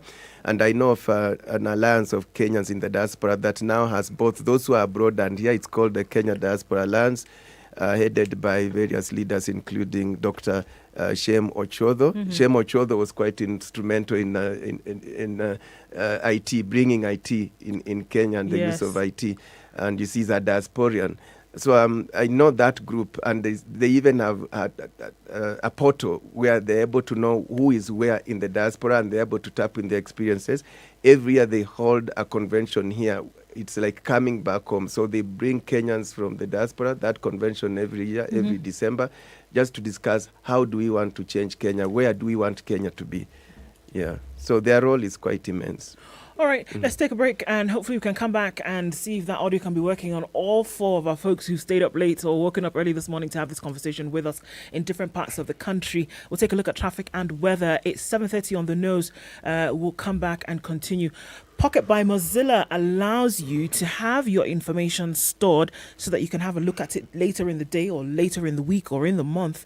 That article that you wanted to read, that podcast that you wanted to listen to but just didn't have the time, but you can't remember to bookmark it or where to even store it. Pocket by Mozilla. Download it on the Google Play Store or Apple App Store, and then have at the click of a button, or rather at the touch of your fingers, every time your app that you can store your information on and come to later.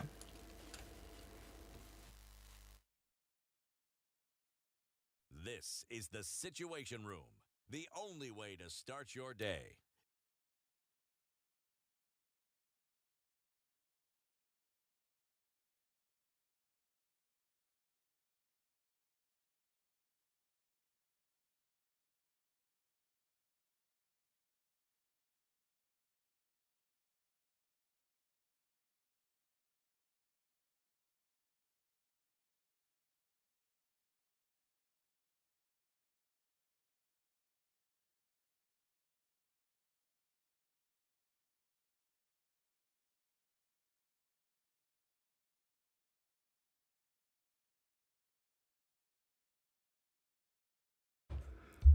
.14 degrees and cloudy conditions in Nairobi, highs of 23 today, and we'll see lows of 14. It's 14 and sunny in Nakuru, highs of 24.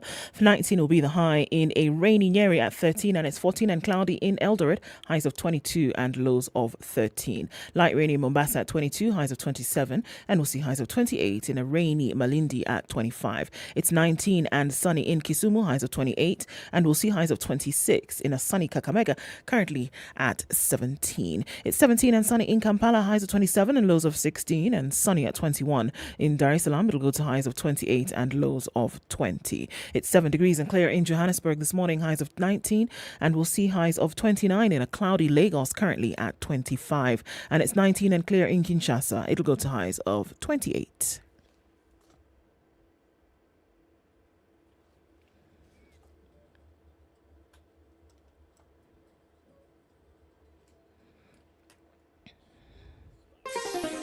Chilled Spice.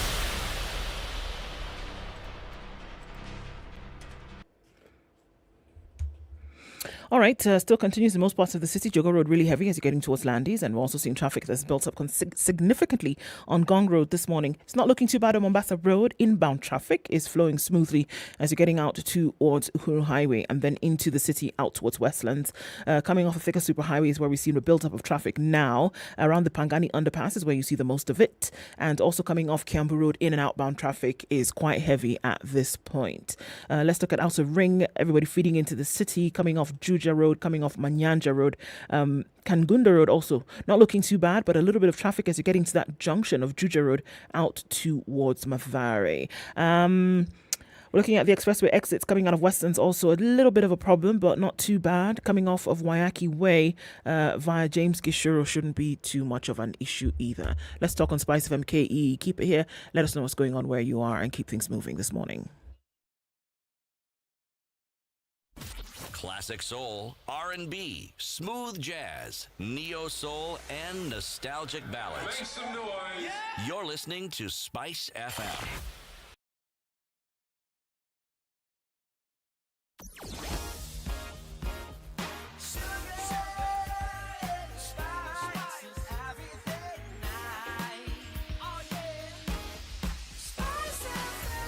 Spice up your life. Mature, intelligent talk every morning. Spice up yourself. At 26 minutes to 8 o'clock, we are continuing Kenya's biggest conversation with you this hour. CT Muga Nduoko and our guest host for this hour, Alex Chamwada, with us today. And we're discussing the Diaspora Effect in this year's election. Our technology has not been our friend, but at least we are trying to see how we can do that. But we have Danson, who is in DC, and he is the diaspora leader for the United Democratic Alliance, and he's on the line with us this morning. Danson, good morning. Good evening to you. Good morning. It's actually midnight here. Right, closer and closer to the morning. So I guess we're getting there. Thanks for staying awake to talk with us about this as we try to get other colleagues, connected with us around the world. We've been having the conversation, which you've heard a little bit here and there. So the thing is, we're asking the question today. We're getting closer and closer to election. This is a group of people who have, been away from the country for one reason or another, but have a huge impact when it comes to development because of, the money they're sending back on a regular basis. But oftentimes we don't think about the contribution when it comes to an electoral process from where you sit, Danson, and the diaspora that you are bringing together on these issues. Why would you then say, let's be interested in the electoral process? Thank you for having me, and it's nice to see Alex and Pity. I always listen to you guys every morning. Wow. I'm happy to be here. So I want to say that for a while now, just what the Alex has said, the diaspora has been used just a fraction. We have been used, as I'll say, as on. Is everything here? Yes, we're here. Go ahead. So for a while we have been used, they've been taken advantage of for a while, but right now we have decided to be part of the governance structure because the contribution are giving to the country, as Alex has said, it is actually a fraction of what the diaspora can do. We can do a lot to support our economy and even the governance. So we decided this time, let us be part of the conversation. Let us be involved in the electoral process. And just for the correction, this is not the first time diaspora is voting, actually. The first time was in 2017, and it was just the East Africa and South Africa. So this year, other polling stations were added. So we are part of the conversation that is going on. We are highly involved. Our teams in the diaspora are on the ground. Even the leadership of UDA, like Global Coordinator David Kikonyo, our Chairman Paul Muito, they're already on the ground, making sure that we people in the diaspora, we are not only getting real-time information, but we are also participating actively, making sure that the government that is going to be in place right now is going to listen to the diaspora. Because even when you ask Alex, we face a lot of issues here in the diaspora. And some of these things, they are more policy. And we only need actually the legislation to fix itself and also the government to set up the policy. Like when you say we have a directorate in the diaspora, that directorate is used mildly. That's why you realize a lot of diasporians living there are so much engaged with government, with what they are giving, but we can provide a lot. If I just give some statistics that I wish to give, in 2018, Nigeria the budget was 18 billion US dollars. In the same year, Nigerians sent a remittance of 22 billion, which means they supersede the national budget. So when you look at what the things that the government has done to these people in the diaspora of Nigeria, if they are implemented in Kenya, we can easily move from our remittances from 5 billion you are giving the country to more than even 10 billion or 15 billion. We can do that. Alex will tell you that Kenyans in diaspora, they are rich, they have potential, but just the government has not setting some policies that give us some advantage. And when we had a conversation with the deputy president and told him about these issues, he welcomed the idea. He told us, guys, sit down, have a conversation with the rest of the groups, bring the issues on the table with solutions. And that's why when you read the Kenya Kwanza manifesto on the last page, you realize that diaspora is an entity. It's not even under the foreign affairs. It is an entity on its own. Because if you mix the foreign affairs with the diaspora, you don't get a lot from the diaspora people. If you set it aside as an entity on its own and restructure ourselves, we develop our own leadership structure, we are able to talk to the government, direct to the president at the table and tell him that these are the things we want you to implement so that the diaspora cannot be used just as funds. We need to be more engaged. We need to do a lot for our country. We need diaspora bonds that will make us, invest more in the country. Let us have this conversation with the government, because despite what you are giving, maybe people being involved in real estate, it is a fraction. It's so little. But this time round, if for example, our Kenya Kwanza president, the deputy president wins, things are going to change for the diaspora. And that's why we are coming in, we are voting, and also in the diaspora, we are also mobilizing ourselves to go vote. Let's also hear from Dr. Isaiah Onye, who is in the UK this morning, and he's a lecturer at the Coventry University, as well as the Stoke UK Diaspora SACCO chair. Dr. Onye, good morning. Good morning. Good morning. Thanks for joining us today. It's interesting what Danson has said. I mean, he's over in DC, but saying, look, what we're able to do as diaspora is huge. Are you seeing that this is the same thing, literally on the other side of the pond in the UK, where you're saying, look, there's quite a number of Kenyans who are here and they've got something to contribute. Can you mirror the same sentiments as well? Oh, yeah, it is the same statement that I would say in terms of the Kenyans in the UK and generally in Europe. There are quite a number of Kenyans who actually invest in Kenya substantially than they have invested in the UK here. I can categorically say as a chair of Stoke UK as a SACCO that there are members who have got houses in Kenya, plenty of houses in Kenya, but they're living in a rented accommodation in the UK here. They have huge business portfolio in Kenya, but we don't have business in the UK here or somewhere in the Europe. In other words, what we're saying is that there's a huge potential that Kenyans in the diaspora can contribute. I mean, in addition with what Danson has said, there's a lot of things that the diaspora can contribute or has actually contributed in the year 2022.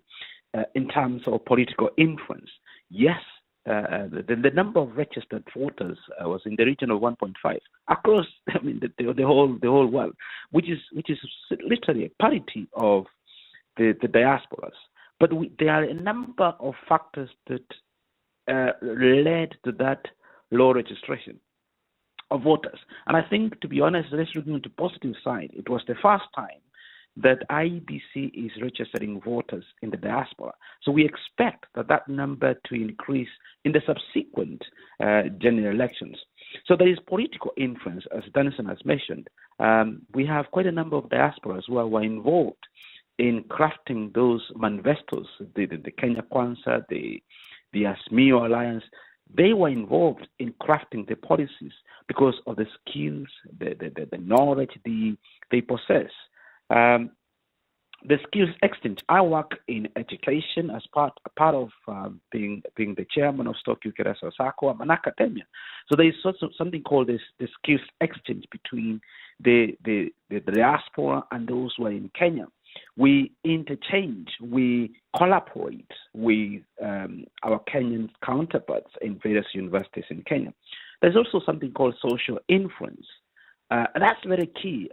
We might not be many in terms of electorates or voters in the diaspora, but we have what's known as social influence. Those mamas, they send money, the diaspora send money, and they say, Mama, jikwa hii inunua mboga. You know, they're able to influence them and say, Mama, unaona aje hizi kula zinaendelea aje? Right? Ama mama naweza muuliza, they can ask them and say, what do you think about what's happening in the Kenyan politics? And we're able to influence their decisions. So the diaspora is literally a king who has never been a king, sort of. Yeah. Interesting insights is that, the attention can be given. And, we're just going to, go over to Diana Atema at this point, who is also in the diaspora. And she is the Secretary General of the Kenya Diaspora Leadership Forum in Europe and hosting diaspora prayers for peaceful elections. Dorothy, good morning. Good morning. Thank you so much. This is so exciting. First of all, let me say, Chamwada is my hero. When I heard him speaking, he knows our issues. I'm so glad. And I would like to say that the Kenya will not grow at all without collaborating with us. It will not. We need to collaborate. And at Kenya Diaspora Leadership Forum in Europe, we are awakening the diaspora giant. We brought together the leaders of diaspora associations because we want to start getting involved in the socio-economic situation at home. Because I can tell you an example. We applied for tenders to work in Africa, here in Netherlands with my husband. And you can see that they are very keen in having their own people on the ground. But when they have their own people on the ground, they miss something. They miss the European and the Americans who are investing in Kenya. They miss something. But when it is us, the diasporian, when we come and we invest together with the Kenyans, they bring their local expertise and we bring the global relevance. Because our what's going on in Kenya, the only gap is how to make our goods or how to motivate our people to make their businesses relevant globally, whether it's in packaging, whether it's in marketing, whether it is in so many other requirements that are like in Europe Union has so many requirements even for our products, and we need to collaborate. So I like what Chamwada is saying, but beyond that, we are awakening. Like there's a manifesto written by the diaspora because we want to be represented in the House of Senate by appointment or in Parliament for policy. We want to be represented because we are very keen. And I understand the UDA has already included it in their manifesto. We are still waiting to hear from Azimio and other parties. We want to be involved. We want to be represented by one of our own. Before that, the presidential candidates were just coming. But when they go, they don't follow up on that. And the real thing is we want to work together with the government because we want to be able to be useful and to bring growth. And Kenya will not grow without collaborating with us. What does that look like, Dorothy? What does that representation look like at the at the parliament level, the National Assembly? What does that mean? Have a roving senator or a roving member of parliament that then comes in to debate on issues that are specific to the diaspora? What does that look like? Yes, it looks like it's an appointment. And it's appointee, and he's from diaspora, and he understands the issue. And we hope they appoint somebody who can bring collaboration to see where just a few weeks ago, there was a big conference in Netherlands, and even I think the president of Foreign Affairs or something like that, I can't remember who he was, Mr. Ngati or somebody was representing the government. Let me tell you what was my frustration in that thing. So many Kenyan businessmen were invited to come to the Netherlands to present what we Kenyans can what the Kenyans who are resident in Netherlands can also talk about. Can invest in. We are ready to invest in. Let me tell you, all this remittance you're talking about is 5% of what Kenyans can remit of their earnings. It is research shows that it's only 5%, and we can invest up to 20%. We can bring up to 20% home if we are really being engaged. So 5% can be for. 5% can be for the social welfare, for the mamamboga, for the housing, for the food, but 15% can come in as investment. Instead of having Americans and whoever else investing, we can come in. And being in this conference, people were ready to do it. But let me tell you my frustration, why we need somebody representing us. Our government is not collaborating with these other governments effectively. So many people missed their visas. So we had more people coming from everywhere else in Africa to come to that conference than in Kenya. And guess who had arranged it? It was a Kenyan. It was a Kenyan who had arranged it. It was a shame. You know? So the collaboration will help in so many ways, but especially in policy, right? And knowing how to work with the government out here for smooth way to make it smooth for us to be able to come in and invest. All right, yeah, go ahead, Siti. Let me ask you this question. Thank you very much for your contribution. My name is Siti Muga. Do you think that the creation of a diaspora bank would help with these aspirations? Because if your contribution to the country, as you say, it is 5% of what you could contribute. If a bank specifically created for the diaspora with the sole aim of doing the things you've suggested, being involved in development, being involved in the processes that the government goes, in fact, better still, being in the process of lending this very government money that it keeps looking for from other lenders, do you think such a bank would be useful? Absolutely. I, myself, personally, am investing in Britain, in Kenya, in Europe, you know. So can you imagine if you had a bank where people can invest in? Absolutely. Let's bring Danson back in. Danson is in DC, and just listening to what Dr. Isaiah has said, and also to what Dorothy says now.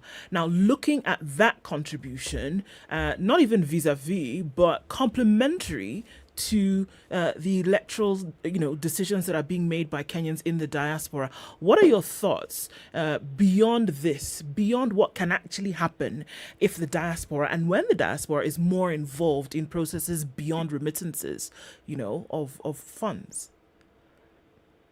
Yeah, thank you. Before I answer that, I'll make a comment about the parliament representation. When the deputy president came to DC, I talked to him personally, and I told him we need to be represented in the parliament and the Senate. Yes, we understand nomination can be, challenging because political interest, you understand, they have to reward the close ones. But I told him, let's have even a committee. And as we speak right now, we have a parliament committee for diaspora, the new. This is a committee that will expressively articulate the issues of the diaspora when it comes to legislation. Now, when it comes to the point of City, when you say about the diaspora bank, that is just part of the economy, but the monster or the real issue is to have a diaspora structured work. Just having a diaspora bank as just any bank, it will not give us that huge benefit. Having, for example, as the deputy president committed to us that they will give us Ministry of Diaspora, under that ministry, we are going to have the economic pillar on which this economic pillar we have suggestions that we're going to have a diaspora bank, we're going to have an Exim bank, and the Exim bank is going to do with export and import. Like, for example, Kenya is borrowing from China from an Exim bank. So we have economic policies that are put ahead in our manifesto with the charter, and we are hoping if these policies are implemented, including not just for them, us being involved, we are going to turn around and tap more opportunities that we have in the diaspora and bring them to the country. Vincent Lusita is in Australia. You've been very patient this morning, going towards your end of the day. I mean, you've heard what your colleagues in different parts of the world have said, of what the diaspora can contribute then when it comes to beyond remittances. From the representation of Kenyans in Australia, what do you hear and what do you know can be the contribution? Thank you. About the contribution, it's huge, and I can tell you, I've witnessed now 2 elections right here, and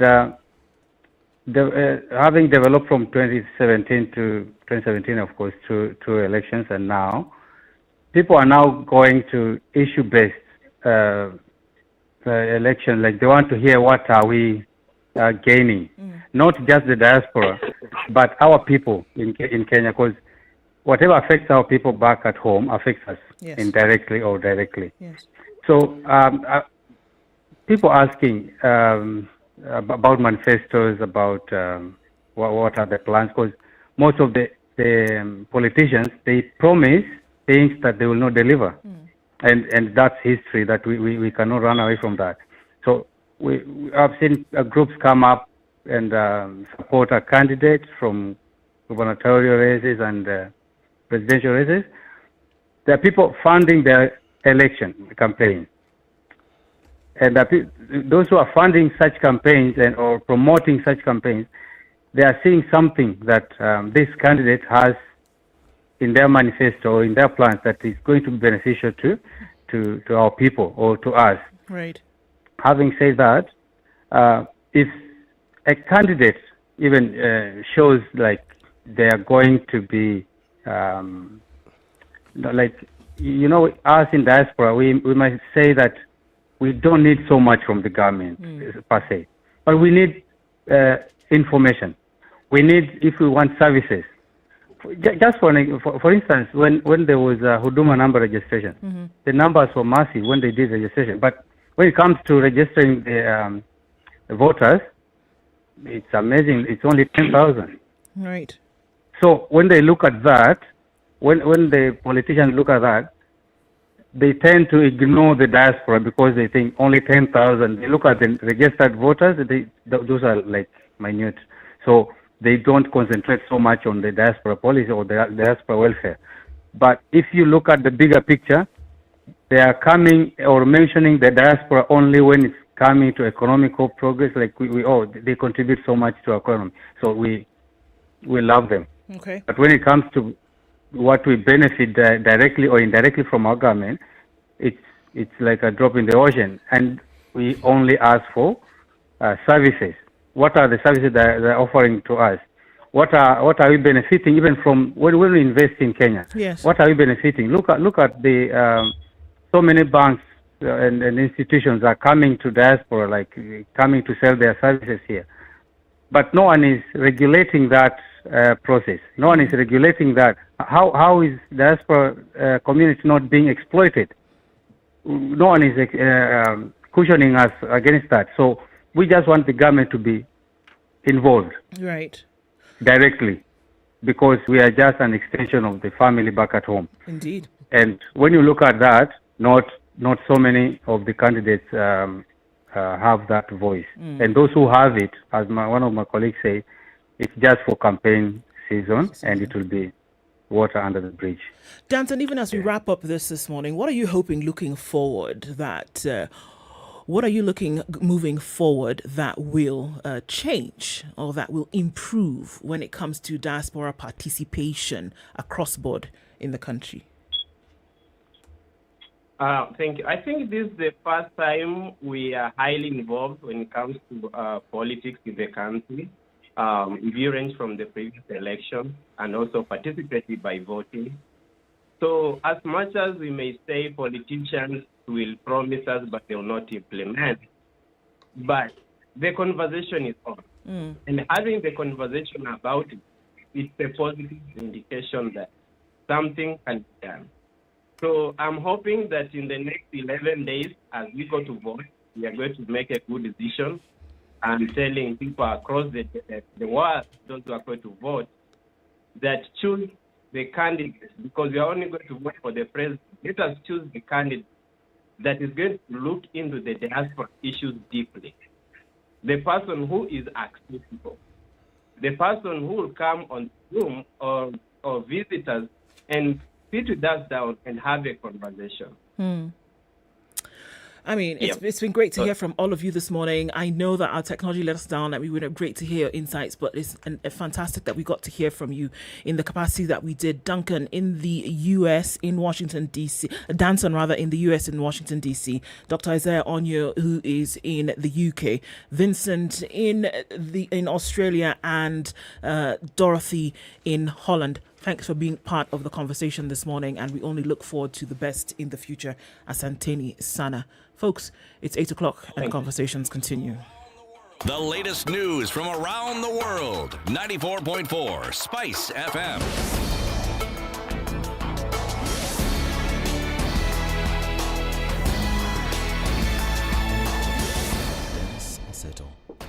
There were cheers and jubilation by students at the Kenyatta University after Vice Chancellor Paul Wainaina was reinstated. Wainaina says the court order has allowed him to return to office until the case is concluded. Members of the press, our comrades, our members of staff, first of all is to thank you very, very, very much for actually standing with us. As you already know, this matter is actually in court. And I will not say much because when a matter is in court, then we just wait. This is an order for me to go back to the office.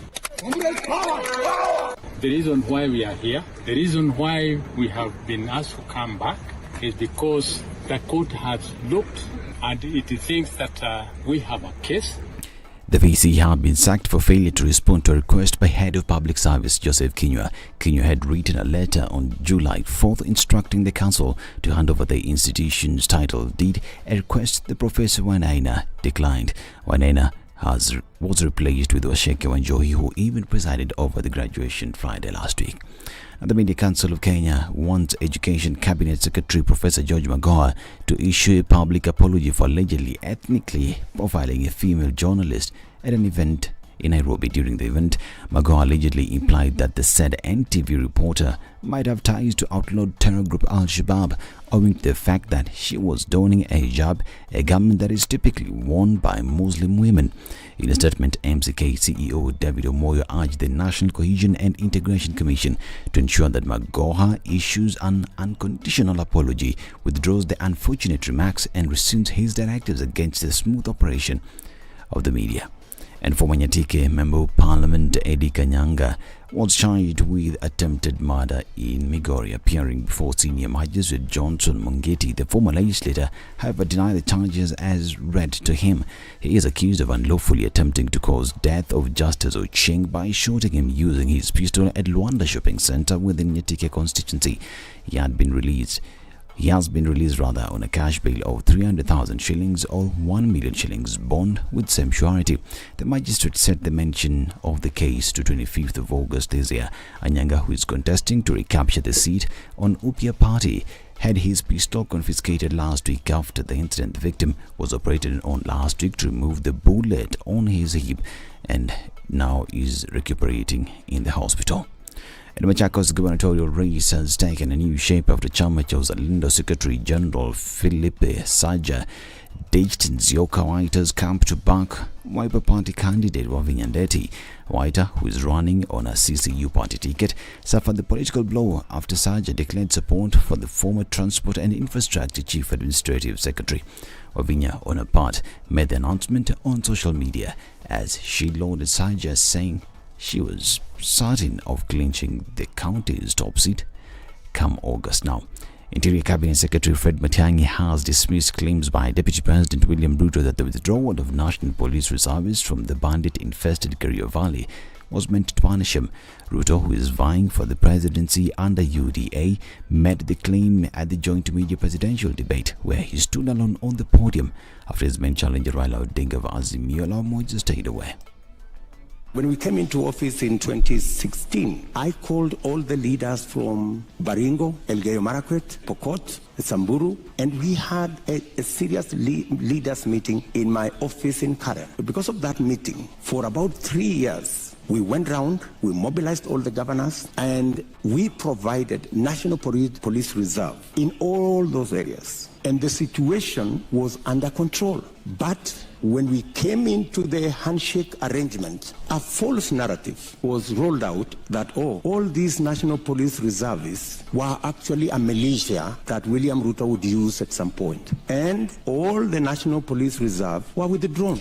However, in a quick rejoinder, Matiang'i had this to say. What happens in the security sector all the time is reviews are done from time to time, depending on the needs, what is needed in a particular area. And in most cases, consultations are done, even with the local groups. I have been in meetings with some leaders of the North Rift sometimes, civic leaders and Wananchi, who tell you, reduce the number of guns in the hands of civilians. Let us have police officers to do this work. In some areas, Wananchi themselves and even their political leaders tell you, we need a deployment of police reservists. And I can tell you for a fact, if you spoke to the Inspector General of Police, or better still, if you went to the regional police commander in Nakuru, he will tell you we have National Police Reservists in some parts of North Rift. When we don't provide security because of an individual, we have a constitutional responsibility to protect our people. That is why, to be very honest with you, I frankly don't like spending time commenting on some of these flippant and petty political things.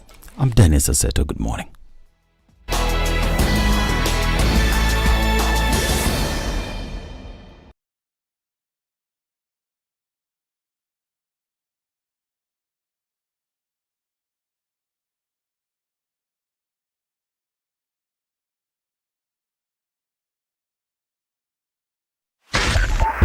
.5 SpiceFM, Kisumu. And a few minutes after 8 o'clock, traffic is still looking crazy on the thicker superhighway, and that's outbound traffic. We're having a look on that and see what may be causing that now. We saw that earlier accident. That was what was causing that drama. Starting on Langata Road right now, then getting out towards Aerodrome and onto Huru Highway is where you see the most of it for now. Coming off Jogo Road as well, going towards Landis, and usual suspects of a little bit of outer ring here and there. North Airport Road as well. Coming out of Westlands, not too bad. You'll be all right coming off James Gishuru into the city, not too clogged either. Let's take a look at about 8:30. We are in traffic hour now officially. Let's see what happens then. Talk to us about where you might be stuck or where you find a good route. SpiceFM KE on Twitter.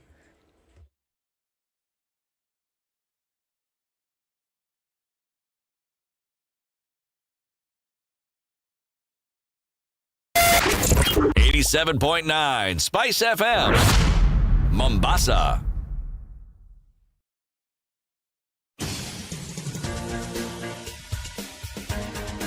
This is the Situation Room, the home of hard-hitting political commentary and penetrating insights about the state of the nation. This is a talk radio experience like no other. The Situation Room, a place for hard truths, debates, and elevated conversations. The Situation Room, witty, political, engaging, deep, controversial. In the room, we have C.T. Muga, researcher, academic, seasoned political observer, a fountain of wisdom in these politically uncertain times. Ndu Oko, Nigerian by birth, Kenyan by choice, communications expert, Pan-Africanist, a truth seeker and believer in people power, and Eric Latif, agent provocateur, the man in the chair, seasoned journalist, news hound, a man who Good believes morning in at 8 punching minutes up, after 8 not o'clock. down. Welcome to the second hour This of is Kenya's the biggest conversation. We continue this hour into, can I say, more thought-provoking conversations. And you'll know why in just a minute. Our guest for the hour is already seated. Welcome to our audience on KTN Home. Thank you for joining in this conversation with us. CT Muga Ndroko in with you this morning. Our guest host for the day, Alex Chamwada. He's no guest to your airwaves, but it's good to have him here in the studio with us. And our guest for the hour is here, and we'll tell you a little bit about him in a bit. But let's start off the hour with today's proverb. Good morning, boys and girls. The proverb of the day is brought to you by Aquafresh Fresh Gel. This is our final proverb from South Africa. You cannot drink medicine for a sick person. Can you? There's a man in the room who may tell us something different. You know, in some African traditions, you can. Yes, you can have an eye problem and they tell you to wait until the sun is up and then they pour the medicine on your shadow. Interesting. Or they can look in a mirror and stick pins into a mirror. Into the mirror. And hope that something happens to you. Yes. Or they have the proverbial sacrificial head of cattle to do it for you. Yeah. Well, so maybe not, eh? Yes. Sick person needs the healing. Yes. Brush your teeth twice a day with Aquafresh Fresh Gel. The secret to long-lasting fresh breath, strong teeth, All right, and healthy so gums. getting into this hour's conversation, Professor Lukoye Atwole is in the studio with us this morning. Good morning, Prof. Morning. Karibu sana to Kenya's biggest conversation. You're in the hot seat, but perhaps it's you who's going to be giving off the heat this morning because you're going to tell us the psyche of some of these decisions that we make and where it all comes from. Professor Atwole is the professor of psychiatry and dean at the Aga Khan University Medical College. And oftentimes when we think about psychiatry and we think about things like that, we go quickly to assume that somebody is off their rocker, you know, and we're having the conversation this morning about the pathology of political leadership in Kenya. Big words. Big words. Quite technical. Right. But, you know, the mental makeup. And when we think about it, we think, well, of the people that are in leadership, but then what does it not also encompass the makeup of the decisions we make? I think there's a phrase that has been used more times than any during this political season that you cannot make the same decisions every time and expect different results, kind of thing. So based on that and what we see, that it seems as though when going to the ballot, the same decisions are made over and over again, but we want something different for the country. Question is, who is we? Who is we that want something different? If it is the same we that want something different, and then when we go vote, we vote the same way, then obviously we don't want something different. We struggle with this question quite often, you know, and so I think it is an opportune time to have it, because then to look and say, no, I don't think we've really ever done it, to then look at what happens in the mind with thinking, then that makes you as an individual, which you then make up another unit, family, you then make up another unit, community, another one, society, eventually nations. Yep. Thinking in the same manner, what influences thought, especially when it is geared towards who you choose to lead you? Yeah, I mean, I'll begin by saying that the democratic process that we engage in, such as we are going to engage in the next couple of weeks, gives us an illusion of choice. So when you say that we choose, it's an illusion of choice because we don't really choose. We are presented with options, and then from those options, we purport to make decisions for different positions. But having said that, I'm a psychiatrist, and you've invited me to speak about pathology, and I'll focus on psychopathology. So I'm going to make it a little bit more complicated for you. Okay. All right. So psychopathology is really, pathology is really just abnormality. Abnormality. Abnormality. This is pathology, disease. And when you say psychopathology, is abnormality of the mind and how the mind fails to function or functions abnormally. And in the context of political decision making, I'd ask you to imagine that there are 50 million Kenyans, about half of whom are adults who are registered to vote. And then starting from pathology, I would begin by looking at personality pathology. And there's a good reason why I do this. There are personalities that are unhelpful or harmful, or personality traits that are unhelpful or harmful. And these are clustered into 3 categories. And when I give you these 3 categories, you would want to think about who is more likely to present themselves for leadership from among those 3 categories. The first category of these unhelpful personality traits are those that we call odd or eccentric. These are people who live in their own world. So they might be paranoid. In other words, they think everybody has it in for them. Or they might be schizoid, meaning they keep to themselves a lot. Or they might be schizotypal, which means almost schizophrenic, almost mentally ill. The second category are those that are dramatic.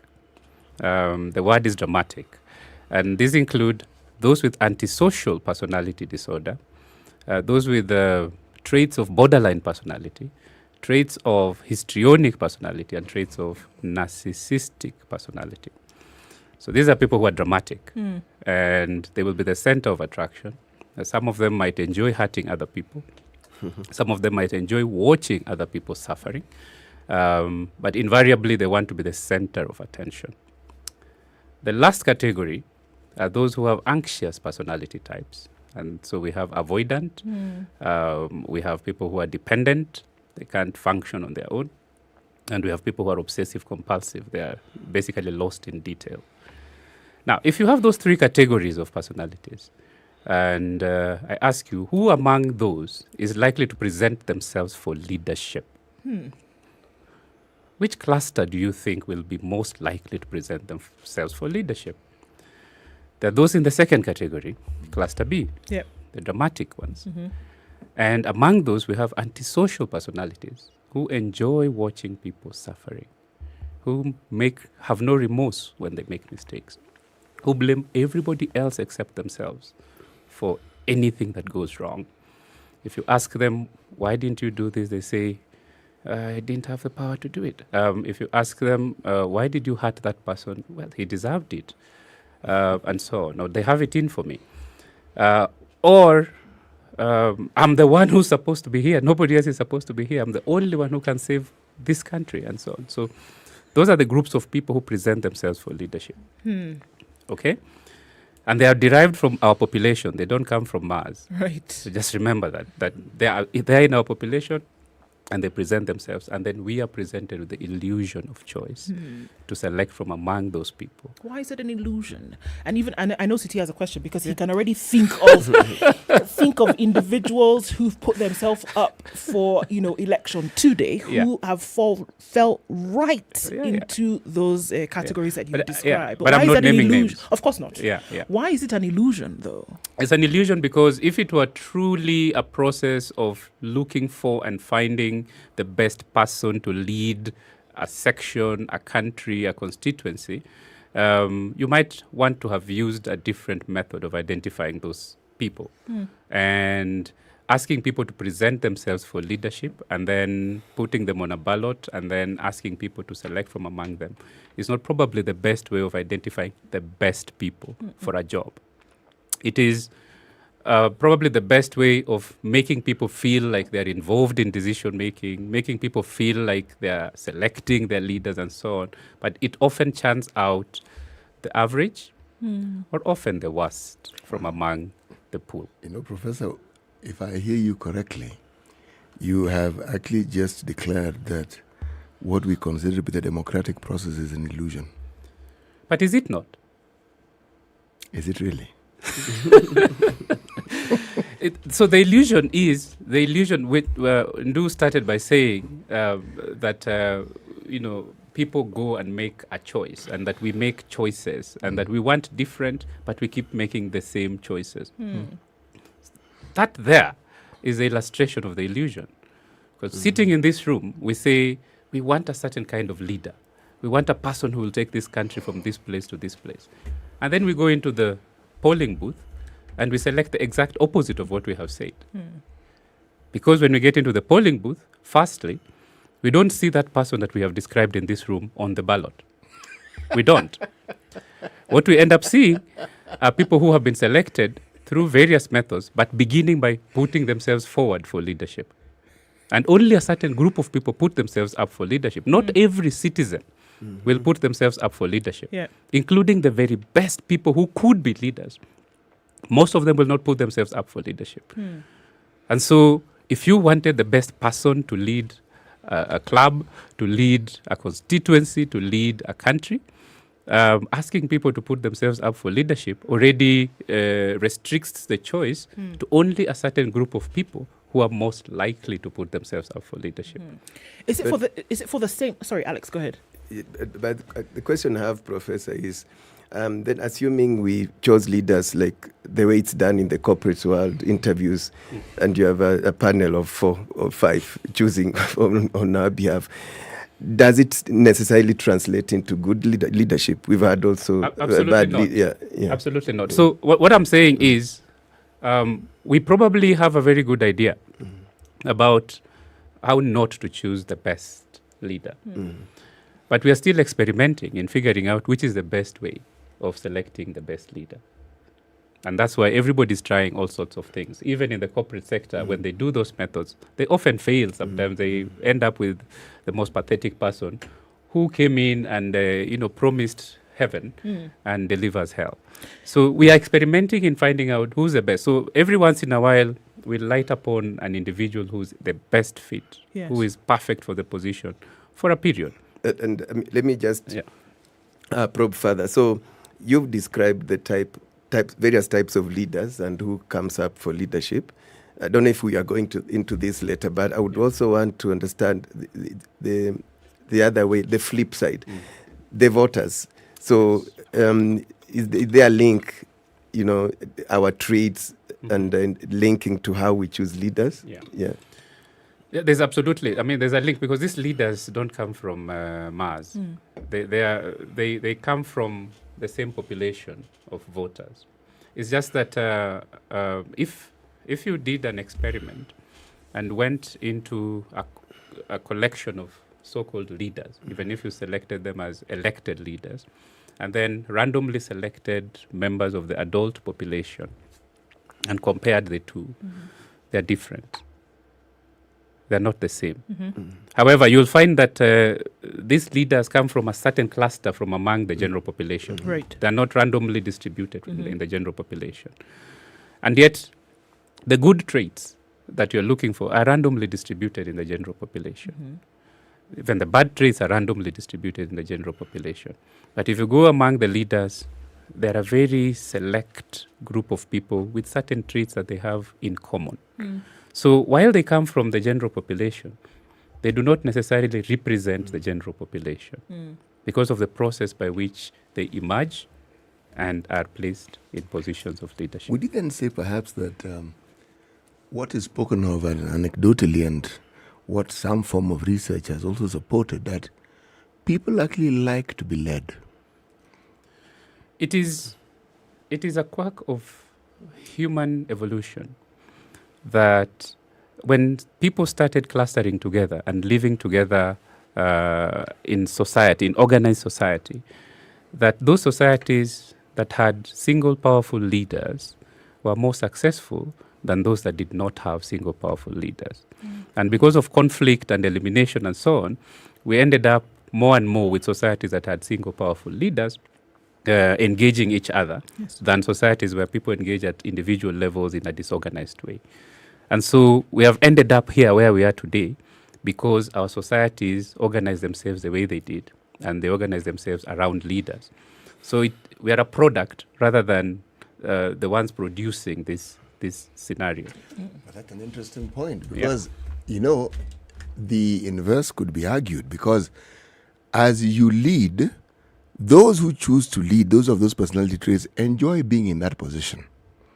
And so the evolutionary process somehow seems to dictate that they would find the best possible position to be in to allow them to continue leading. And perhaps this is what then allows for what we now call democracy to come into being, where you give the impression that you also have a say in what is going to happen. So imagine two different social groups in the African savannah where we all started out. And one group has a leader, strong, powerful, who tells everybody where to go, and they listen, they don't argue. Okay? And another one has a group of people who give suggestions. He has a committee. Yeah, so people might listen or not, and people might decide what to do or not. And then these two are exposed to a pack of lions. All right? And this one with the strong leader says, guys, run this way and enter this cave and block it. And everybody does that. This other one says, run this way. And they say, no, why that way? Why shouldn't we go this way? So which one, if you came back a week later, which one will you find still existing?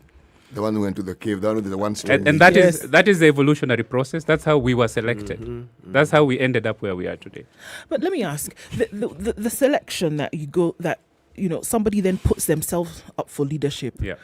What is it then that precludes these others, whom you've mentioned, could actually be better leaders than those who are in the limelight? Yeah.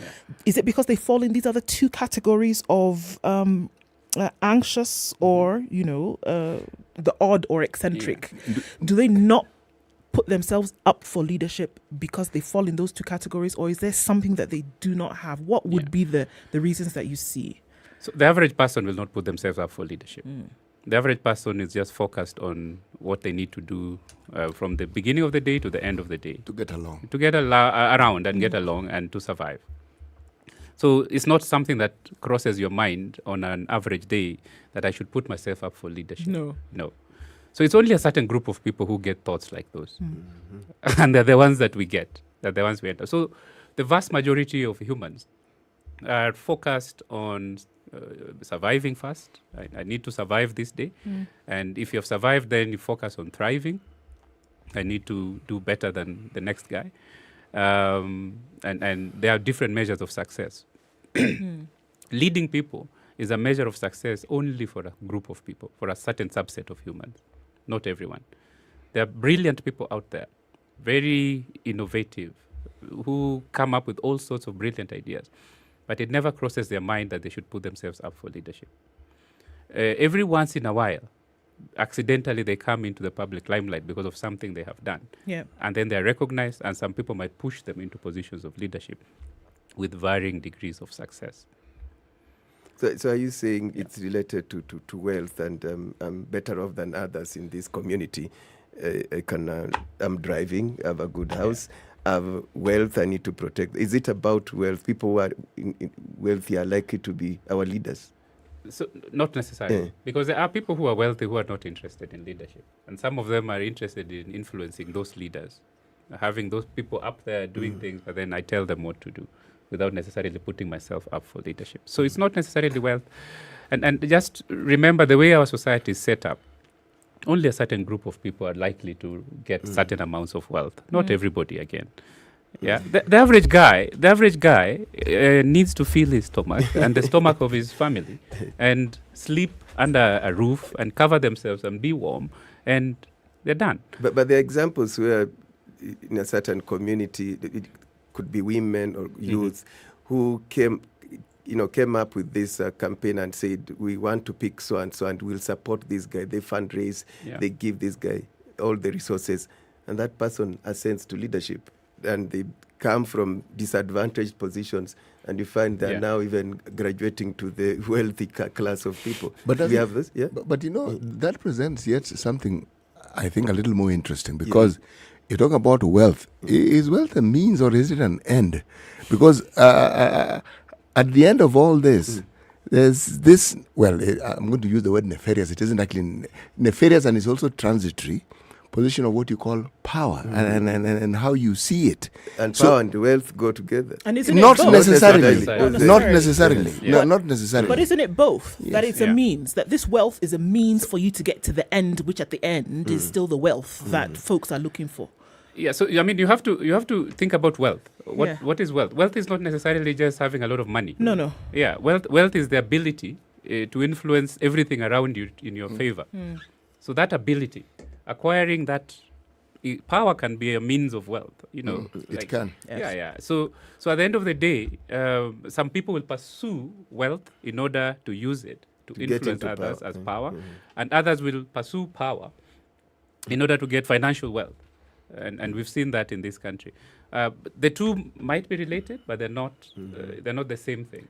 They're all a means of people influencing others. The thing that I've found puzzling from time to time is, I've heard people give simple explanations, but I am dissatisfied with some of those explanations. With every successive electoral period, you find more and more people vying for elective positions, and yet it is clear that irrespective of where you are, even if you are 20 MCAs, only one competitors, only one will be an MCA. Yes. And across all other positions that people vie for. And what is evident is the financial ruin that people encounter. It's evident, and examples are given. Yet, time and time again, people venture. What is this thing in the mind that convinces them that it is them this time as opposed to not being them? Prof, I'm going to ask you if we can go to a break on that, because that's a good thing to hold on to we and then come back and look at that. And I'm going to talk about Pocket by Mozilla, which allows you to store all this wonderful information in one place if you don't have access, or rather if you don't have the time to look at it at the moment when you're dealing with it. Pocket by Mozilla, which is downloadable on the Google Play Store or Apple App Store, gives you a chance to save your information, come back to listen to that song, come back and read that article that you've not been able to save anywhere, and you can have all your information with you in one place. It's 8:30. Kenya's biggest conversation continues after this break.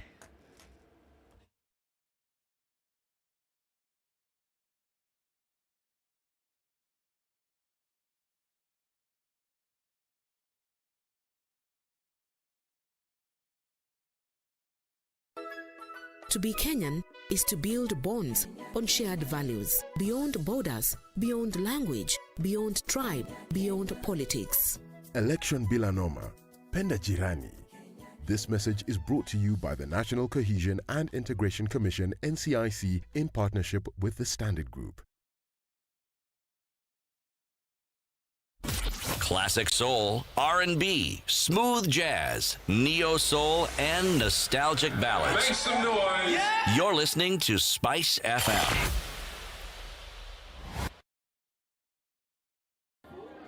Mama Kim, mambo poa. Niuzie toothpaste ile ya Power 3. We nawe, ati tatu nini? Toothpaste ya Power 3. Yani Aqua Fresh Gel. Aqua Fresh Gel. Hiyo ni gani tena? Wacha nikwambie. Aqua Fresh Gel ni dawa ya meno ya kipekee iliyothibitishwa na power ya 3-in-1. Piga mswaki mara 2 kwa siku na siri ya usafi wa mdomo, fresh breath, strong teeth na gums zenye afya bora. Tabasamu huanza na Aqua Fresh Gel.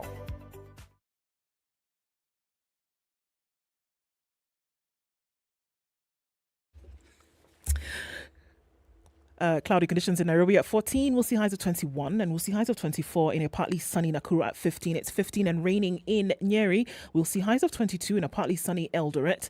And it's 23 and raining in Mombasa, highs of 27, and 28 will be the high in a rainy Malindi as well. 22 degrees and sunny in Kisumu, 23 and sunny in Kakamega. It's 20 and sunny out in Kampala and we'll see highs of 27.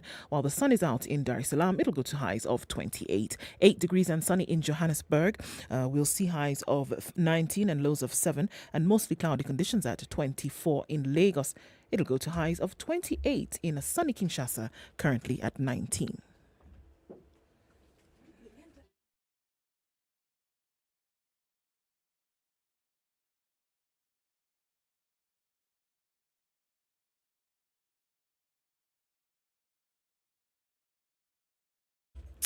It continues right on the nose of 8:32, and we're looking at traffic still building up in most parts of the city, or rather, it's got it into a rhythm today, but it's still really heavy coming off the thicker superhighway, getting into the CBD would be a bit of a challenge. And we're also looking at traffic coming off Langata Road. We're going to watch out for that. The Nairobi Expressway exits in the CBD, giving us a little bit of a problem, but we should be okay after traffic dies down a bit. Kiambu Road back-to-back traffic continues, and we're also looking at traffic coming out of Westlands, coming off James Gishuru. Yeah, we're into the rhythm, guys. It doesn't look like anything too crazy for now. SpiceFM KE on Twitter. Talk to us there.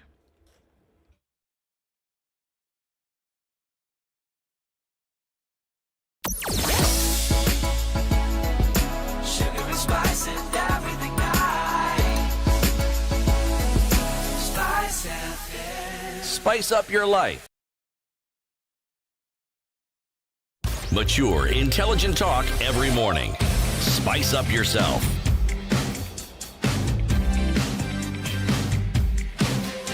At 27 minutes to 9 o'clock, it continues this morning. Mornings We're in the studio. done right. CT 94. Muga, Alex Chamwada, and our guest for the hour, Professor Lukoye Atwoli. And we're looking at psyche. We're looking at very many things this morning. CT had a question as we went to the break. You want to recap on that? Yes, I do. This thing that I find puzzling,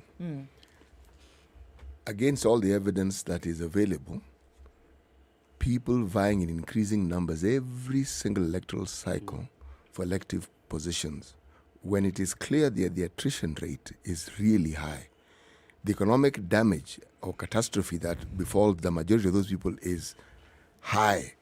And yet, they are convinced. Because if they weren't convinced, they would not do the things that they're doing. I mean, some of the things that people do defy any logic that you can think of. They are willing to hawk an entire lifetime accumulation for this one job. What is it? So firstly, I'll say that the number of people vying for positions this year, for instance, is not that much.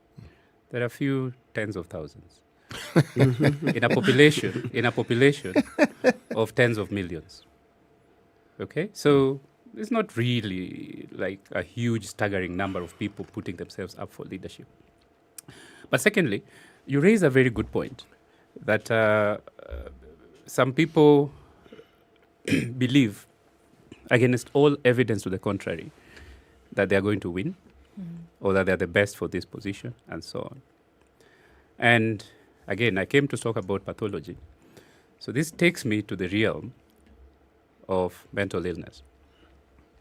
And I'm not saying that anybody vying is mentally ill, but some of those traits that you describe are traits of people who could be described as being delusional. And delusions occur in many mental illnesses. In some of the mental illnesses, for instance, bipolar disorder, somebody might get manic. And when you're manic, or hypomanic, which is slightly less disruptive than mania, you might believe that you're the best gift to humanity since Jesus Christ, or perhaps even before Jesus Christ. You might think that I am really the best person. So we call those grandiose delusions. And you'll find many people who have grandiose delusions among those that put themselves up for leadership. Somebody who thinks, I'm the best for this, nobody's better than me. And there's plenty of evidence to the contrary. Like, if you sit down and evaluate this person's decisions since they started making decisions, they've made pretty stupid decisions.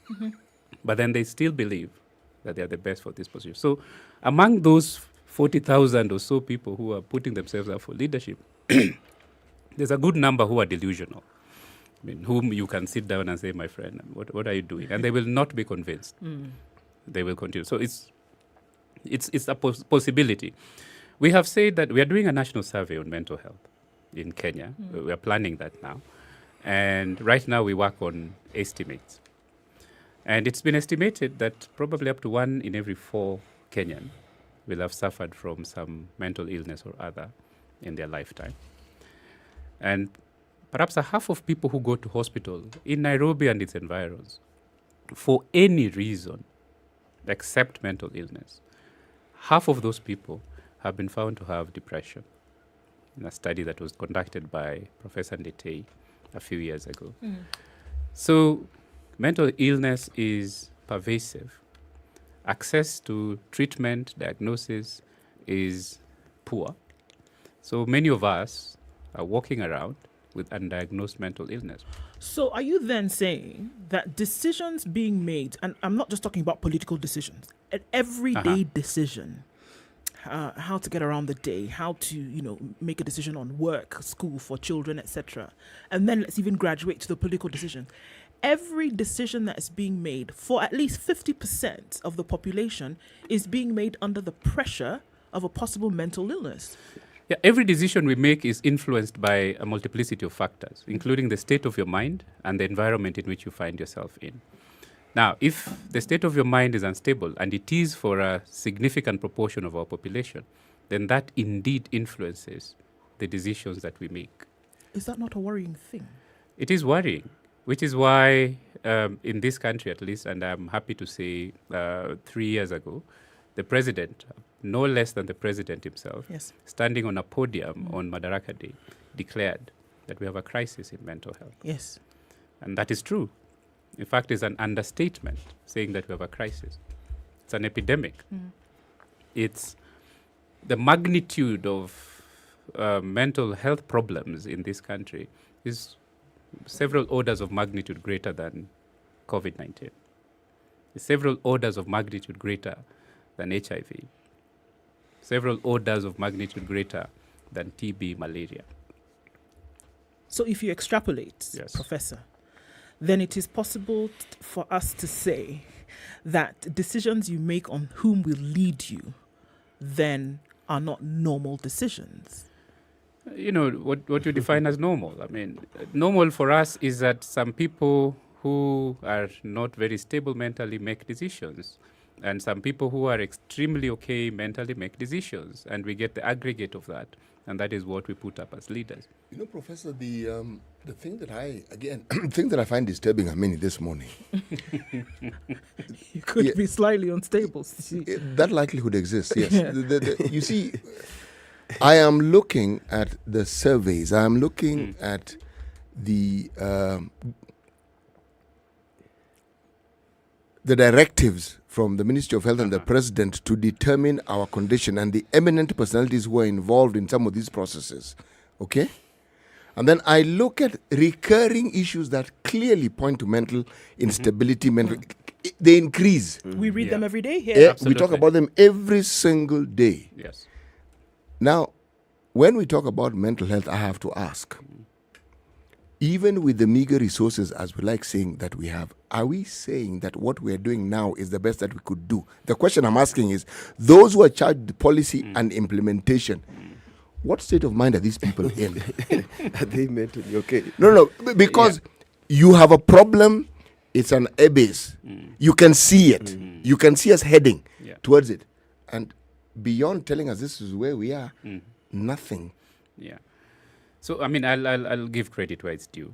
That the president, after making that declaration, he took several steps to start addressing it. He commissioned a task force to look at to crystallize the problem and to identify solutions, and he did that.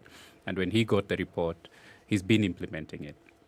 And the minister, Mutahi Kagwe, similarly gave a personal undertaking to do as much as he can before his term comes to an end in the next couple of weeks to, implement as much as he can.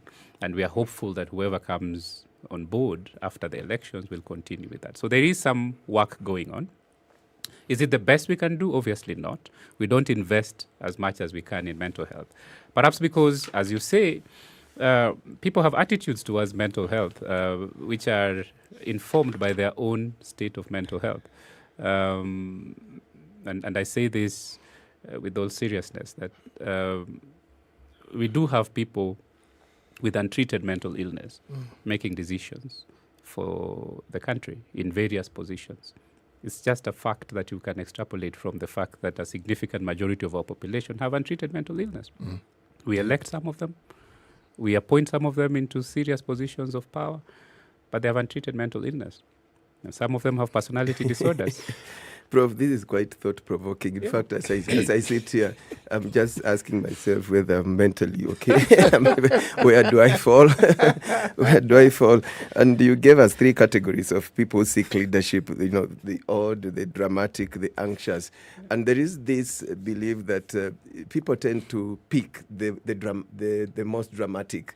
You'll hear people saying, so-and-so is colorless. Yes. Atumwoni is colorless in his or her campaigns. Exactly. So people follow drama. Yes. And there are many avenues through which those seeking leadership get exposure, visibility, media, public rallies, there are various, modern technology. So to what extent has any research been done to find out, is it true that we tend to choose the most dramatic? Are the others who don't fall in this category disadvantaged? Yes, so those in that dramatic category are the ones who are most likely to present themselves for leadership in the first place. So we are likely to be choosing from among the most dramatic. Yes, okay. And we've seen it. In this country, we've seen politicians do the most dramatic things that you can think about. Somebody has been seen in the past, and I wrote about this in my column when I used to write for the Sunday Nation. Somebody was seen punching walls, punching tarmac, saying incoherent things in front of the media. And what did we do? We elected the fellow. Prof, if you think that was odd, there is a gentleman who stripped himself naked. Yes. And tied himself in chains and got elected as a member of parliament. Absolutely. There's another one who, in one of those county assemblies, he undressed in the chambers during debate.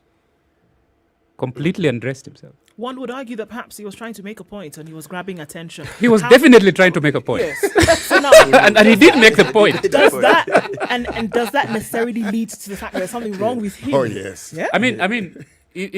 If in that particular county assembly, among the standing orders is that you can make a point by undressing, then that's fine.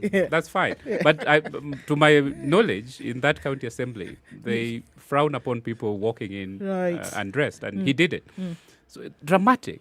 Those are the people who present themselves for leadership, and they're the people we elect, and then they do dramatic things. Prof, I want to ask something else.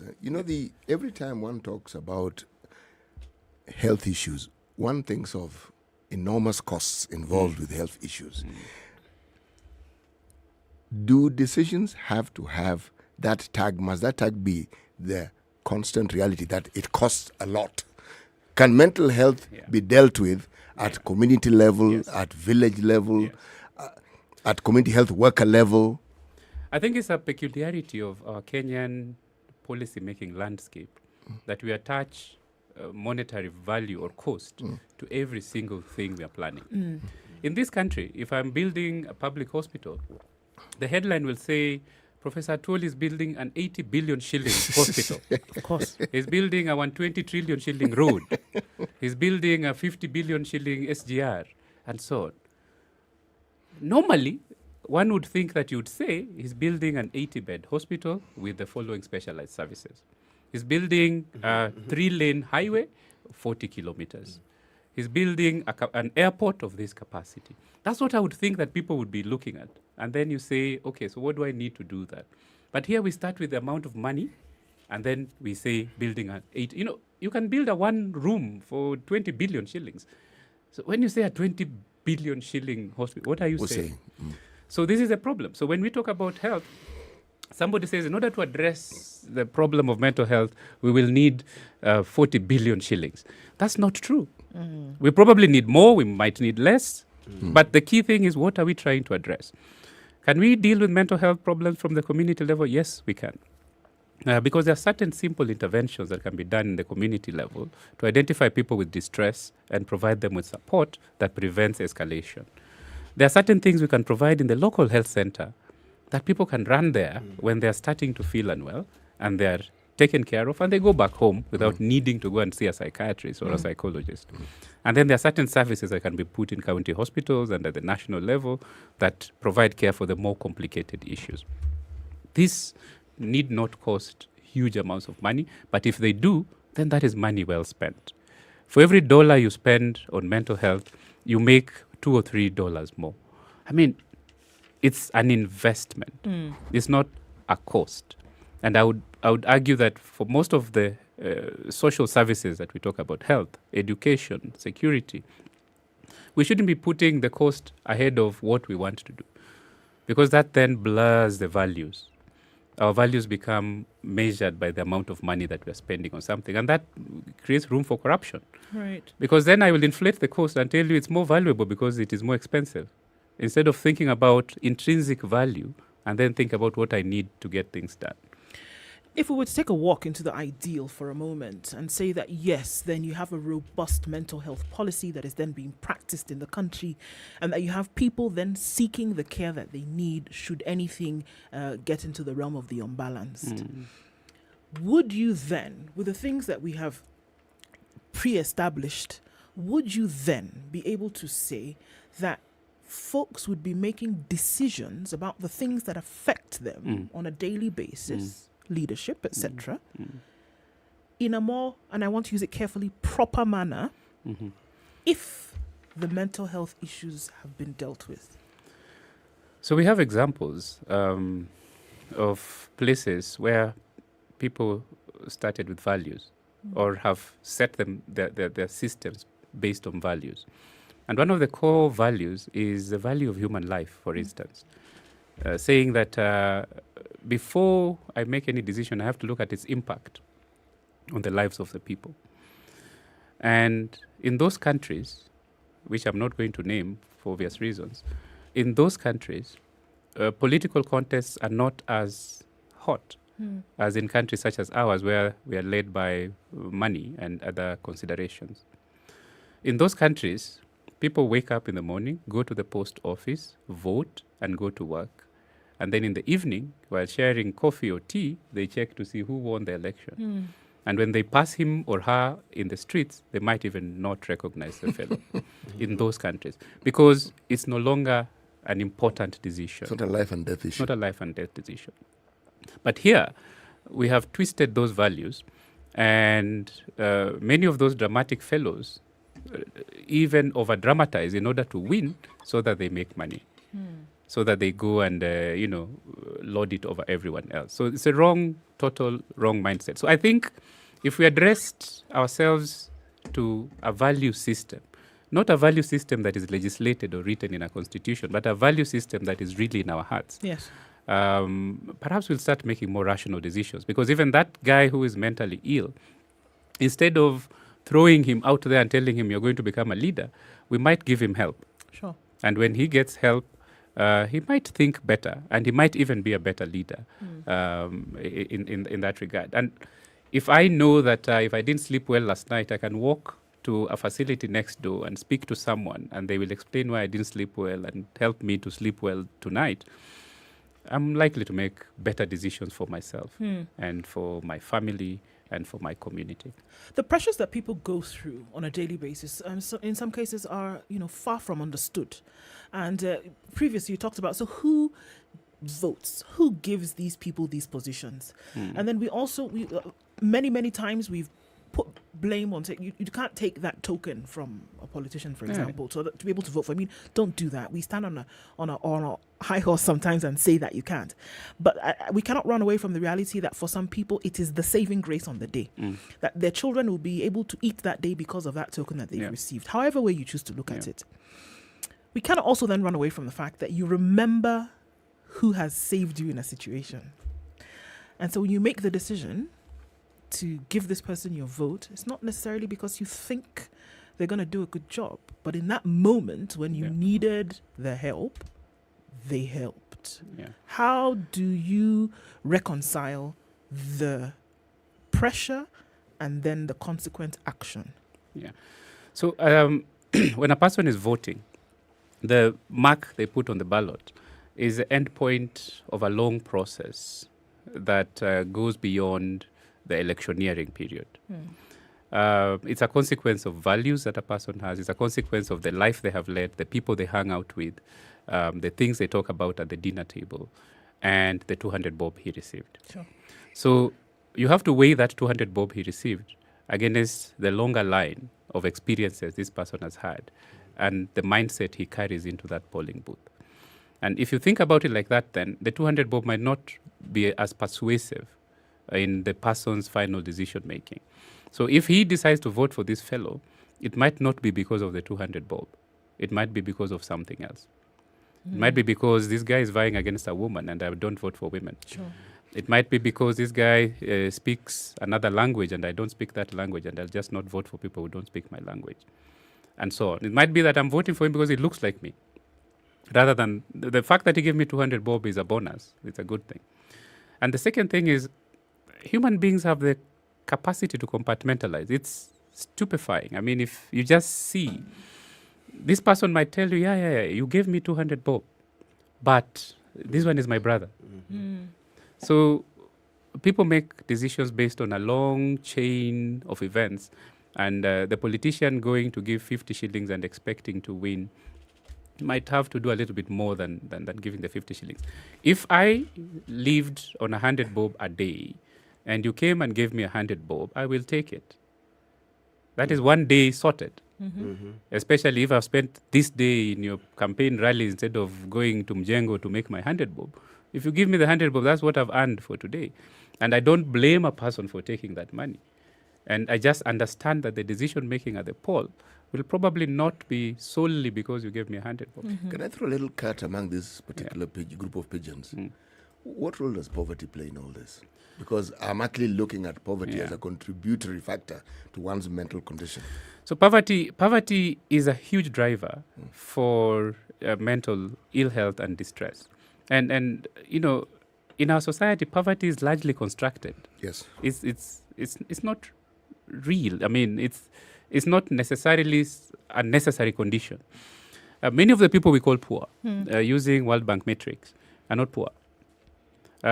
You go to Huisero, where I come from, and you find this guy who doesn't have a job. And he spends most of his time in the market center, chatting up people and so on. And when he sees me, he asks me for 50 shillings. And when I give him 50 shillings, he goes and buys changa and drinks and goes home. Now, if I follow him home, he has his own land. He has his own compound. He has his own house. There are bananas in that compound. There are chicken running around in that compound. There is traditional vegetables growing in a vegetable patch. And I say this guy, because he doesn't earn a single cent any day, is poor. That's just not true. Yeah, and away from poverty, which is also a very key factor when discussing this subject, illusion, there is also tribe that we gang up depending on how we are affiliated to a certain community, that we are tribe. We'll make decisions on tribal basis. To what extent does this contribute to that illusion, and is it unique to Kenya? No. Does it happen in developed democracies in the US? Do we have the equivalent of tribe? Things like race. Do certain communities gang in a certain way to choose leaders? Yeah, human beings are a tribal species. I mean, we are here because we became a tribe of humans to begin with, and then we started dividing ourselves into smaller tribes. And wherever you go, humans have the propensity to find people who look like them, who behave like them, and create an in-group, and everybody else is in the out-group, whatever you call it. So here we are called tribes, which when these words were coined, they were meant to be derogatory. Tribes are primitive, and the nations are civilized. Okay, but they are all tribes. I mean, or nations, depending on where you are. So if we colonized the UK, we would call the English a tribe. We will call the Welsh a tribe. We will call the Scotsmen a tribe, and so on and so forth. So we are a tribal. It's natural for us to try and find people who look like us and elevate them. However, if you want to make that process useful and not harmful to society as a whole, you might want to help people to appeal to a higher tribe. So in Kenya, we appeal to the tribe called Kenya. And say, listen, no matter what else you think and who else looks like you, there's a tribe called Kenya whose interests we are calling you to uphold and to support. So many people do that, and this creates this nationalistic mindset and people starting to think about the whole country rather than my village. So it's normal. I mean, you go to the US, there are tribes there of Africans, there are tribes of Italians or Europeans, largely rich, Asians, The Jews, South America. So tribe can be religious, tribe can be a social grouping, can be language-based, whatever it is. But it's there. It's there. Let's say goodbye to our audience on KTN Home and KTN News. Thanks for joining us. The conversations continue on Spice FM as we come back and wrap up this conversation with Professor Lukoye Atwoli. So, I mean, even as we're, going forward, you talk about, the committee that's coming together to really look at this mental health situation in the country. Elections are in a few days. Perhaps there's very little that can be done about how we think, how people think. But what would you hope to see? Progression of time. What would you hope to see? No, I would hope, to have a country that's governed by people whose decision making is restricted by a set of values. A set of values that are not just Kenyan values, that are human values. And I mean, if we go back to basics and say no person should die of hunger, no child should die of diarrhea, nobody should be subjected to cruel and inhuman punishment. Basic values.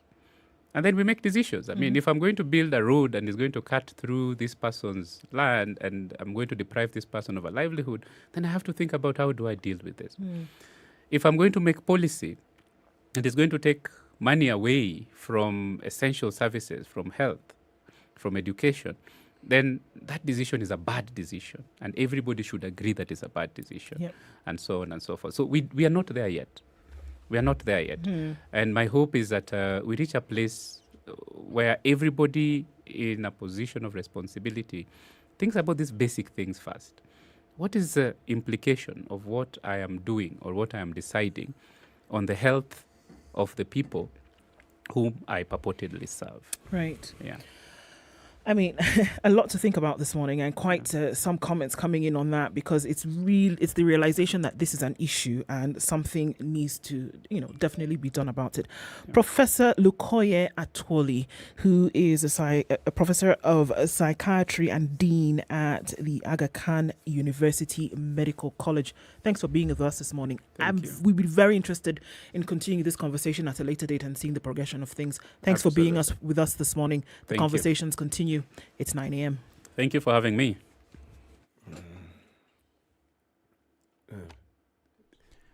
Good morning, this is Newswire. Dennis Aseto. National government has beefed up security to calm down rising tension that is being experienced in Samburu North after Baragoi Boys High School teacher was shot dead by armed criminals Monday.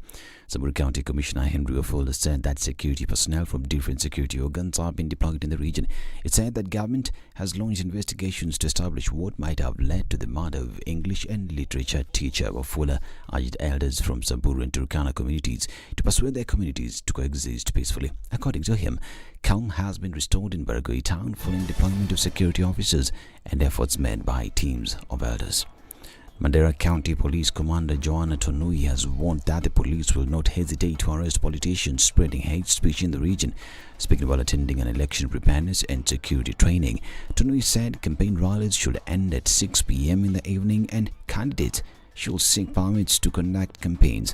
He said all security organs are on high alert during the electioneering period and will not hesitate to arrest and prosecute those propagating violence.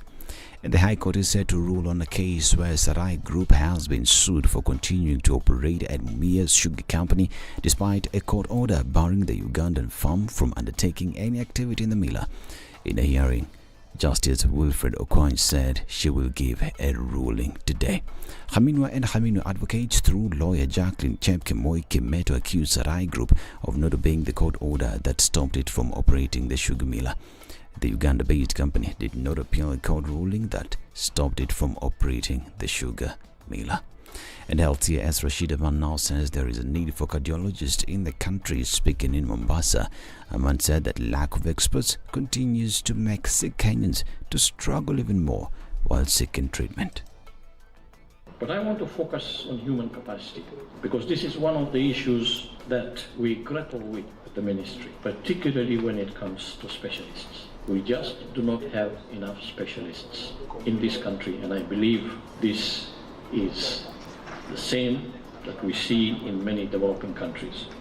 We need to increase the number of specialists in the different areas that we have. We need to get specialists down to other levels of care. He said that the Ministry of Health is ready to cooperate with cardiologists in order to employ more experts in the field. But I want to focus on human capacity, because this is one of the issues that we grapple with at the ministry, particularly when it comes to specialists. We just do not have enough specialists. At least 269 vulnerable families in Ganze constituency have been enlisted for the National Hospital Insurance Fund through NGCDF. Speaking in Ganze during the launch of the program, Ganze MP Teddy Mombire said the 269 families have 1,603 dependents who will be treated through the fund for 1 year. The beneficiaries include orphans, people with special needs and the elderly. The scheme will cost 1,374,000 shillings for 1 year. The communities living within the borders of Kilifi Creek and the Indian Ocean in Kilifi County have been commended for conserving mangrove forest despite the harsh economic conditions. The people have been protecting the mangroves for the past decade by making sure that they are not cut and used as building materials or for furniture. However, drought and climate change have caused the drying of sections of mangroves within Kilifi Creek. Chief Conservator Kenya Forest Service Julius Kamau, who was the chief guest during the International Day for the Conservation of Mangrove Ecosystem in Kidundu along Kilifi Creek, applauded the team spirit between the forest staff and the communities living adjacent to the forest reserve. This as we continue to urge all Kenyans to make sure that we protect our environment, because that is our home now. Nyakach Member of Parliament Aduma Joshua Owur has pleaded not guilty to fraud charges. Appearing before Magistrate Vincent Wakomile, the lawmaker was charged that between June 3rd, 2011, being the Director of Legal Affairs at the Nairobi City Council, he conspired to defraud 10 million shillings through irregular payment. The MP is also facing another charge of abuse of office for allegedly unlawfully authorizing payment of the said amount to the late Stephen Kariuki Mburu, a then partner at Washira Mburu Mwangi and Company Advocates. And separate explosions in two southern Somalia towns killed at least 5 people, including a local administrator. The Al-Qaeda-linked Al-Shabaab militant group said it carried out both attacks. In the first incident, 2 bombs planted in a livestock market in Afgoy town in the lower Shabelle region killed at least 4 people, police and residents. This is Newswire. I'm Dennis Aseto. Good morning.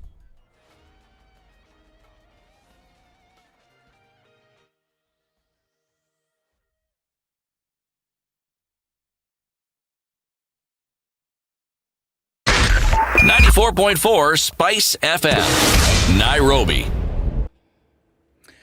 Okay, a few minutes after 9 o'clock, traffic still doing a thing in some parts of the city. We see traffic outbound of the city not too bad. If we look west, going out towards Naivasha and then out into Nakuru, through into Kisumu and outbound, not too much of an issue right now. Coming back into the city, however, we still see that it's doing the business on Langata Road. Coming off of Thika Superhighway has not been too bad today, especially after that accident issue of very early in the morning got sorted out. So that Pangani underpass nook is where you see a little bit of traffic. Outer Ring has done splendidly well today, and a little bit here and there in terms of traffic coming out of the CBD and then coming in from Westlands. We have a bit of an issue there, but we're going to be out of traffic hour early today, it seems. Let us know what's going on where you are. SpiceFM KE on Twitter. Let's keep things moving this morning.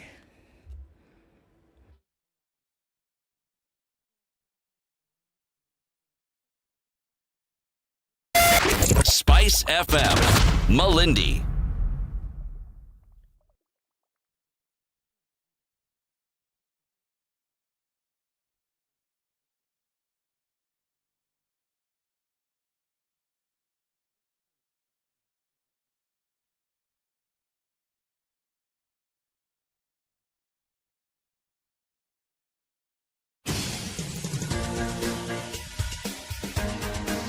This is The Situation Room, the home of hard-hitting political commentary and penetrating insights about the state of the nation. This is a talk radio experience like no other. The Situation Room, a place for hard truths, debates, and elevated conversations. The Situation Room, witty, political, engaging, deep, controversial. In the room, we have C.T. Muga, researcher, academic, seasoned political observer, a fountain of wisdom in these politically uncertain times. Ndu 7 minutes Oko. after 9 o'clock, and we get into the final hour of this morning's show. And as we get past this hour, looking at Justice Thursday's conversation for today, and we'll be having a conversation on succession and exactly how this works. Before we get into introducing our guest for the hour, we're going to kick it off with today's proverb.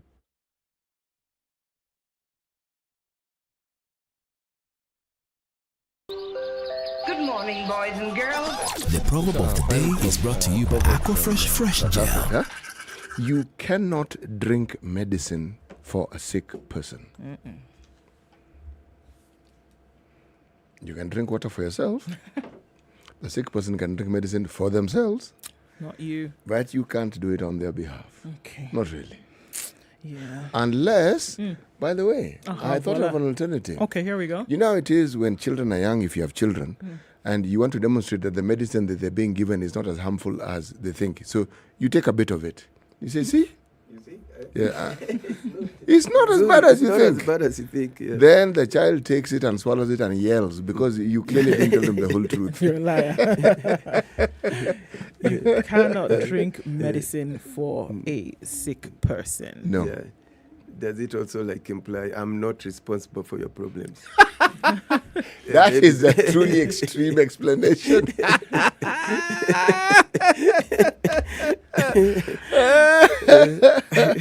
Take responsibility for your own issues. Take your own medicine. Yeah, take your own medicine. You're the one who brought the situation upon your head. Deal with it. Deal with it. Yes. Usiniingize ndani. Yes. All right then.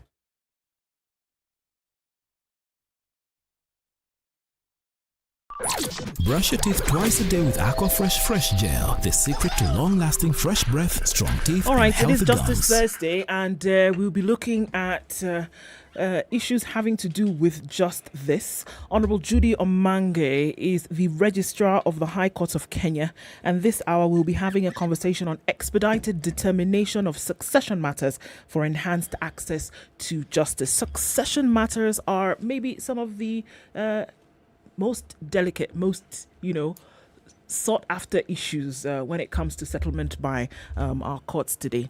And just looking at what is to be decided, what is to be sorted out, looking at some of those issues through this conversation this morning. And the Registrar of the High Court, Honorable Judy Omange, is with us in studio this morning. Good morning. Good morning. Karibu sana. Asante. Thank you for joining us. Just jumping right into this conversation, access to justice has been, clearly the mandate, especially now more pronounced by the Chief Justice when she took office a year and some months ago. And obviously, succession matters fall into this, that the access to justice cannot really be full access to justice without succession matters being brought into the conversation. Can you give us an overview of, what we are looking at when we're talking about some of these succession matters? What are some of the delicacies that you had to deal with on a regular? Okay. Thank you very much, and I'm very happy to be here to just talk about succession matters. Let me start by saying succession matters involve all of us because it's about what happens when we are no longer there to take care of our estates. And the last I checked, none of us is really living here alive. Basically, it means everybody will at one point have a succession matter in court if you have any estate. Now, there are issues. The main issues around succession matters are that first, many of our people don't know about the whole process. So you find that when someone has died, people didn't know what property he had in the first place. And if they didn't know who are his or her beneficiaries, meaning who are, if you're a man or a woman, who are your children who are entitled to inherit from you. And then, of course, you didn't order your affairs in the sense that you didn't say how your property will be disposed of. So people end up in court for those matters to be resolved, if they know. Some don't at all, so their properties are unadministered and cannot be used once they pass on, unfortunately. But those who end up in court, it's the best case scenario is that they all agree, which is quite a number that they agree. But we have a huge percentage where families don't agree, unfortunately, on how the wealth will be distributed. So these matters end up clogging the courts. Some of our oldest matters in the courts, in the judiciary, are from succession matters. Because families have fought, they left the fight to grandchildren to fight, so it's a continuous fight. So this week is about, first of all, educating our court users and just the public about succession matters and the importance of concluding them well.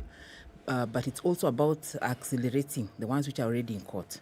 So we have 2,500 cases that are going to come up for closure in the next week.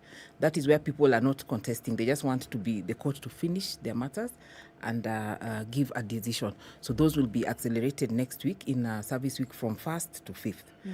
Then there are a whole huge percentage of around 6,500 cases where parties have not even come to court. They got what is called an initial grant, meaning you're given just a letter saying you're the one who should administer this estate.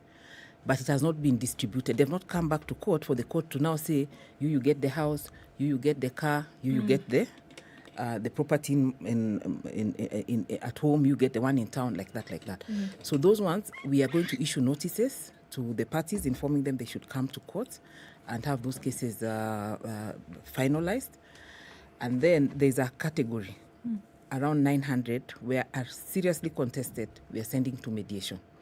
We are hoping they'll be able to now agree with the help of a mediator on how these matters can be determined.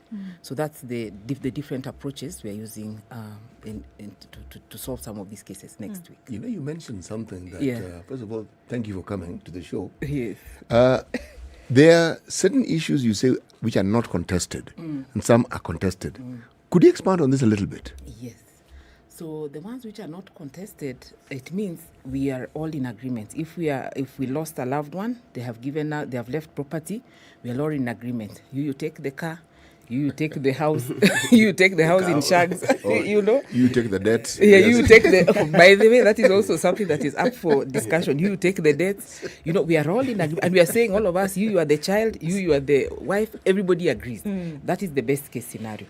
But then there are others, these contested ones, there's serious dispute. First, it's even a dispute of, are you a child? Are you even a wife? You know, really, before you even... Others who are not known come. Yes, and then others show up. Yes. So we are saying, can we go for a DNA? Yeah. Can we confirm it is you? You know, like that. So those are the contested ones, and now the courts have to intervene and help. And sometimes it goes to the stage where, Honorable Omange, that people cannot be buried. Yes. People are waiting for children to go to school because these cases are waiting for adjudication. Some land is held somewhere. Somebody wanted to sell proceeds from an orchard that is on said land. They cannot touch. You know. So when the court looks at those issues, what then would be the decision of the court when the life or the progression of life of somebody else hangs in the balance when this succession case is still pending? Yes, unfortunately, many of us still believe that if you bury somebody, then you have the right to inherit their property, which is not the truth. Burial is a totally different issue. Burial is totally different. But the courts now, when faced with such a situation, would, of course, first of all, look at the wishes of the deceased. And this is where we can also help. If you just know, in our place, you have something, you say, this is my boma and it's an official thing. Then people know now, this is your home. But if you didn't make your wishes clear, the court will try to find out what would have your wishes been. In some instances, like the famous case we dealt with of S.M. Otieno, now they looked at the culture, of the people. That was now the determination.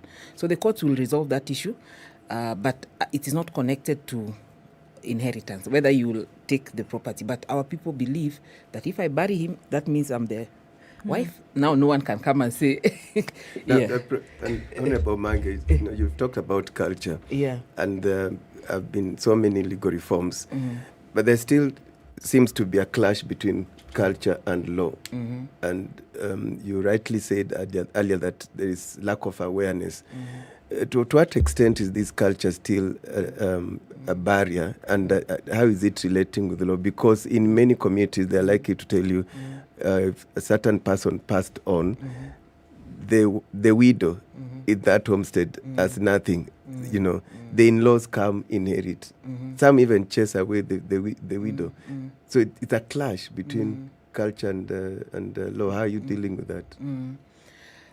Okay, we are all a product of the various cultures we come from, and I think that is something to be admired and even in its proper place to be respected. But when it comes to the law, we say it should not be repugnant to morality, justice and morality. Meaning we cannot enforce a culture which is going against the law. That will not be acceptable. We can also not enforce a culture that is going against something, morality really. What is just moral? As human beings, even if something is not in the law, we know what is right and what is wrong. and what is wrong. So the court will not enforce that. But if it is something which is not really harming anybody, it's not against the law, and it is accepted, then I think the courts would help it find its place. Yeah. This number of 2,500 now, which will be expedited over the next 1 week, like as you said, if they were ready to have a chat, because basically that's what it is, that they're ready to discuss and say, okay, let's let this one go. If it was, and I'm going to say careful, quote unquote, so easy to have them make that decision, why then was it not easy to do it in the first place before they brought it into the court system? Okay. Yeah, because the law as it is says that it is the court which must make that decision. Okay. You can't agree and then that order that agreement be used outside of the court premises. Okay. But if you agree, it's actually an administrative process. It's very simple. You just fill a form. You say there's an application called for confirmation of grant and distribution of the estates. We're supported by a distribution of the estate. Just say this is how we're distributing our estate. When you come, the court's only business will be to say, are you all in agreement? You are here, you are there, you've all agreed. This is what you're saying is true. Then we pass it. So we don't even have any, really, now the court does not have a role in contesting that. Okay. Yeah. Now these 900 that are heavily disputed. I mean, we read on a daily, we're consuming this information about people who've been in court for 40 years, people who were born at the time that these disputes began, have grandchildren today. Why has it been then so difficult to get them through the system and then, rule on a matter or have it settled? Yeah. You find when there is a contest, it's usually more of an emotional issue and than a legal issue. I used to work in the children's court, and there you'd find very emotional disputes coming before you. People really, having, you're just believing. It's not because you have really a legal basis, but it's more of a, like now if I discover my husband had, a wife outside or two, and then it's coming up after he has died. You're now dealing with that. It's very emotional. So we are now dealing with those emotions. So you're saying, no, she's not entitled because really, I didn't know about her.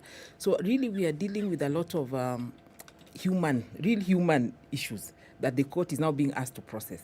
And you see, the court cannot really deal with those human issues. It is these parties who must one day now reconcile themselves to the fact that this happened. How do we move forward? These children were my husband's children. Honestly, they didn't do anything. They deserve this estate. So that is what the courts have been trying to process using legal means, but we have found it doesn't work as well. And that's why mediation has been most successful in family matters. The statistics for mediation since it started in 2016, we've been able to clear 3,500 cases through mediation on family matters. The ones which have been resolved have a net worth of 5.2 billion. You can imagine. Yes. A success story, a 1987 case, which had taken 31 years in court, 31, was resolved. So people died even before this thing was resolved. Yes. 31 years was resolved in 2018 within 41 days. They just went to mediation. After 41 days, they resolved it. So you can imagine. Something comes to mind, Yeah. This matter of culture and the law. Our current laws do not distinguish between whether the children are female or male when it comes to inheritance. If I'm wrong, correct me, because I'm definitely not a lawyer. Okay, and I could have wrong the wrong chapter of a constitution of another country, and I'm thinking it's Kenya.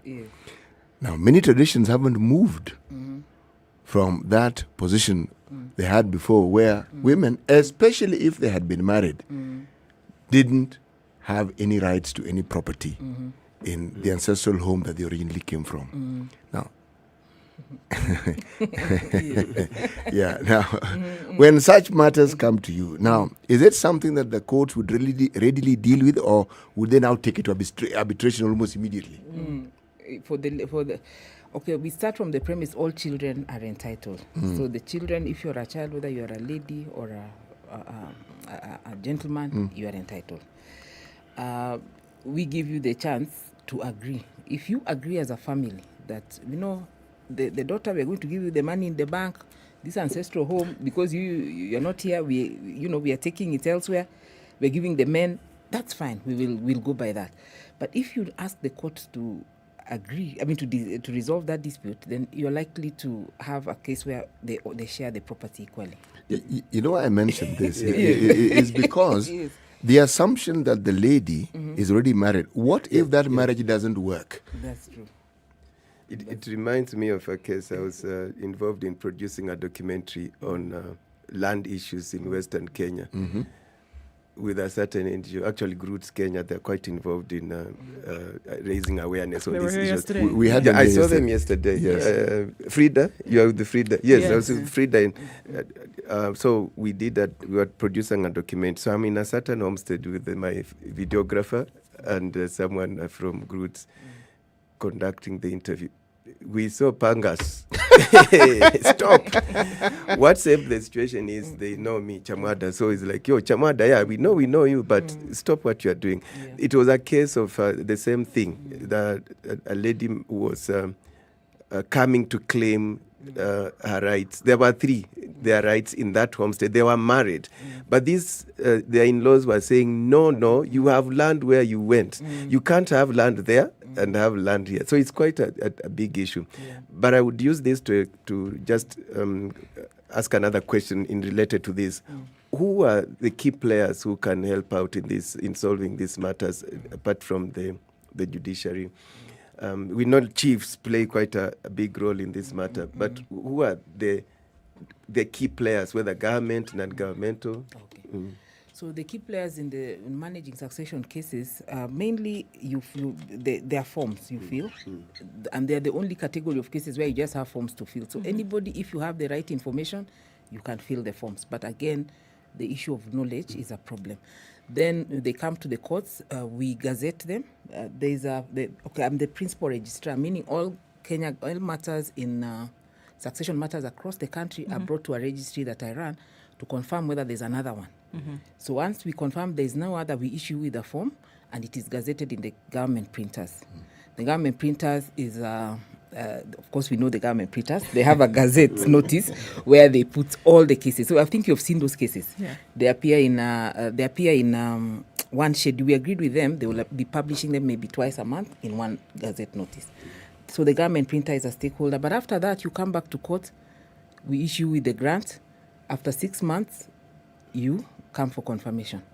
So this confirmation bit is the one many people don't come. These over 6,000 cases are in that category because they just came, they got the initial grant, they went and maybe thought this is enough, and maybe somehow they were even allowed to access the estate, which is wrong. Because you see, if you have a letter of administration, you can access the estate, but not for the benefit of everyone else. So once you get that letter of administration, now we are putting in them, we have come up with the Chief Justice has come up with new guidelines where we indicate this grant should not be used to distribute the estate. So now all parties will not be able to use that. You'll have to now come back where now we give everybody their share, whether they are married or not. Yes. Is that the aim? Yeah. That everybody is happy? Yes. Or is the aim that the person who has, brought this case before the court, then either be satisfied, or are you saying that now, because succession usually is not just one person, very unlikely that a sole child, for example, of the father is going to go fight with anybody, unless, of course, you have, wife, spousal issues there. But I mean, if you have siblings and such, so is the goal of the court to essentially make sure that everybody is happy or satisfied?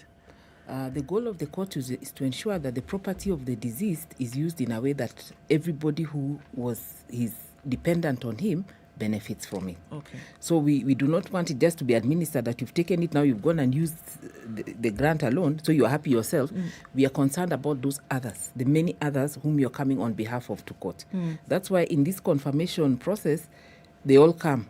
All the dependents come to court, or at least nowadays they come virtually. You don't have to physically come to court. And we see you and we say, the judge sees you and says, okay, everything is ready. This is how we're going to distribute the estate, and that happens. Okay. In the case of children, unfortunately, a lot of times when we see that one, usually, unfortunately, if the male, the man, has died, and then a few days to the funeral, somebody comes along and says, actually, this is the father. He was the father of this child. Yeah. Does the court take into consideration knowledge by the community at large, so that they knew or did not know of this child? Because we've had, like we said before, funerals stopped, estates cannot be accessed, things cannot happen because, somebody has come along and said he was the father of this child. Yes, the court will be looking at what evidence would be to show that this child is the deceased. One of the evidence, of course, could be people just testifying. I used to see this man going with shopping, but there's also scientific evidence now. Careful where you go with shopping, sis. Yes, I used to see this man. I used to see him even taking this child to school, attending board meetings. Those are things the court would consider. But, of course, the scientific evidence would carry the day. The DNA and even the birth certificate to some extent. Because if your name is in a birth certificate, that also, it's part of the evidence. And you remember, the burden the court looks at here is not absolute. It's not like in criminal, where we're saying it's beyond reasonable doubt. Here we're looking on a balance of probabilities. Is it possible? Is it not? There's something that Alex mentioned. In many traditional settings, you will find that most people aren't even aware of these court processes where these matters can be resolved. A man dies and the widow is left with the vagaries of his brothers and cousins and the village mates. And usually the widow suffers immensely. Now, I know that there are very many processes that the judicial system has set in place to reach even these people who are not easily reachable. Now, the success rate of this, I'm not going to ask about, but I'm going to ask this. Because, again, it's now tradition being used adversely to disadvantage somebody who probably doesn't have the power to fight back. What exactly does the court do in relation to, say, for instance, NGOs that deal with this sort of thing? I'm asking this because I know of NGOs. I know of a specific one called Kellen that has dealt a great deal with inheritance issues. And also with this very same thing that we're discussing here. Is there a way in which the judicial system, as we know it, works in conjunction with some of these other players to ensure that justice is actually provided for people who may not necessarily have access to our courts? That's very, very good. In fact, Kellen has been one of our greatest partners. In the family division, they helped us with to develop a lot of IEC materials, just saying, like, if you want to file a case, what do you do? Which can be used to educate the public. And next week, as we have that week, we are giving all our stations the materials that we developed with Kellen. So that is what they will be using to educate those who visit the stations. just to tell them this is what happens in a succession matter. But we're also very glad if we can get other players as well, like the media now, to help us tell that story. Yes, because a lot of it is about not lack of information. Yeah. So I think we are very glad about that, having that space. Yeah. Yeah. There was a question, Alex asked about other key players that are not reached. The public trustee is a key player. And that one is important because sometimes there's no one totally to administer the estate. They come in on board, especially if like children were left. There's a time when many children were being orphaned very young. Yes. They would come and file on their behalf.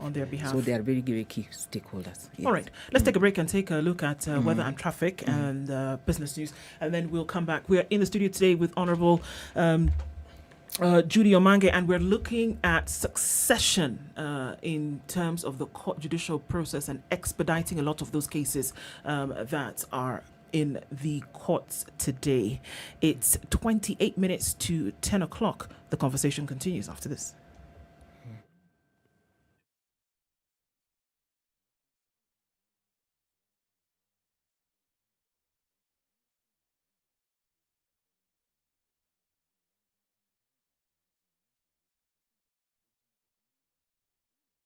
You know, when you see someone being jailed, a governor or two or someone who stole, then people will fear. Because our problem is not the borrowing, it's the stealing. We've become actually a nation of thieves. The only thing we lack is an opportunity to steal. The guys who quote the Bible and say, I'm a Christian and all that, and you know they're thieves. Return what you have stolen 4 times. If you know that you have property or anything that you have stolen, just return and say, my God does not allow me to hold stolen things. We are also a reflection of you, because you elect us. You know, we don't get into our office by ourselves. We are a reflection of the people who elect us. We don't want to go to the streets. We have a constitution that enables us, assert our will. When the legislature are now being taken as hostage by the executive for whatever reason, we are now bound by what they want us to do. This is just outside the realms of reality. We have impunity written into the DNA of our political class. How old were you when you learned that Jeshi Lokop is Jeshi Lawokop? I can't say it very well. Yeah, I'm to Jeshi Lokop. And everyone knows. Okay.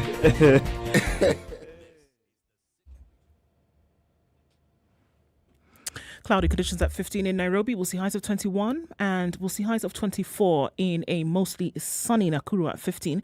Light rain in Nyeri continues, highs of 19, and we'll see highs of 22 in a sunny Eldoret at 16. It's raining in Mombasa at 24. It'll go to highs of 27, and we'll see highs of 28 in a rainy Malindi as well at 26. 24 degrees and sunny conditions in Kisumu. It's also 24 in Kakamega. That'll go highs of 27. There's a haze over Kampala skies at 23. We'll see highs of 27. In Dar es Salaam, we'll record highs of 28 today. It's mostly sunny currently at 24. 10 degrees and sunny conditions in Johannesburg, highs of 19 and lows of 7. And while we're looking at cloudy conditions after the rain at 24 in Lagos, we'll see highs of 28 in a mostly cloudy Kinshasa at 21. Out into Beijing, it's sunny at 29. It'll go to highs of just that. And 16 degrees and cloudy in Paris, highs of 22 in a mostly cloudy London at 17. And it's 25 and cloudy in New York. We'll see highs of 32 and lows of 23.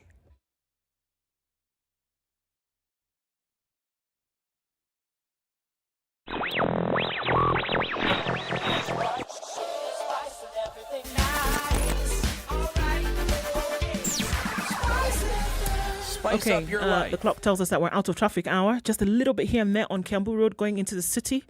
Coming off the Thika Superhighway looks much better now, and Langata Road seems to have cleared up more or less. Just as you get to that junction is where you see the last of the traffic right now. Riloting away then just at the mouth of the stadium, rather of the City Mortuary roundabout. And also coming off Jogo Road is where you'll see some traffic at the stadium as you get towards Landys Road. Apart from that, it looks like we're out of traffic hour early today. We'll keep an eye on things through the morning. Talk to us, SpiceFM KE on Twitter. Business News with SpiceFM. I'm Dennis Aseto. The Central Bank of Kenya Monetary Policy Committee has surprised market expectations by leaving the benchmark interest rate unchanged at 7.5%. The hold in the central bank rate is attributable to recent government inflation to check runaway inflation, including the retention of the fuel subsidy and the new UNGA subsidy. Utility company Kenya Power has appointed Sarah Mbwaya and James Magige Getiba as non-executive directors.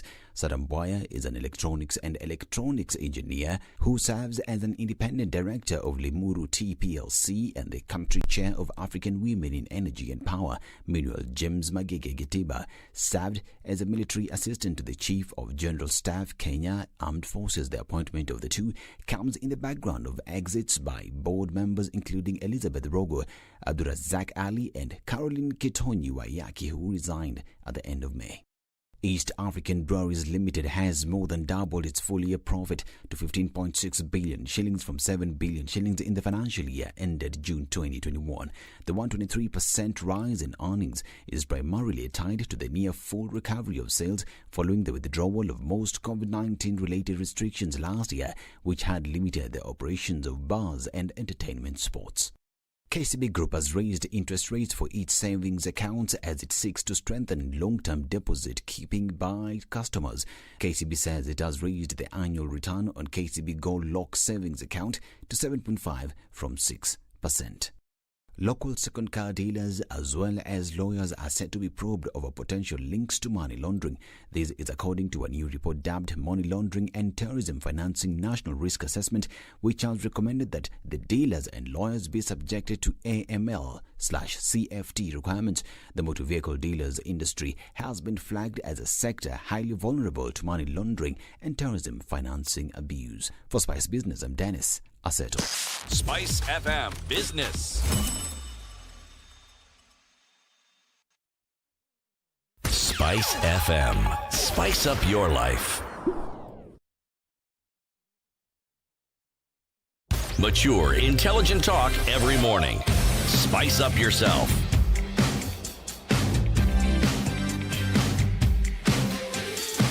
Minutes after 9 o'clock, and Justice Thursday's conversation continues.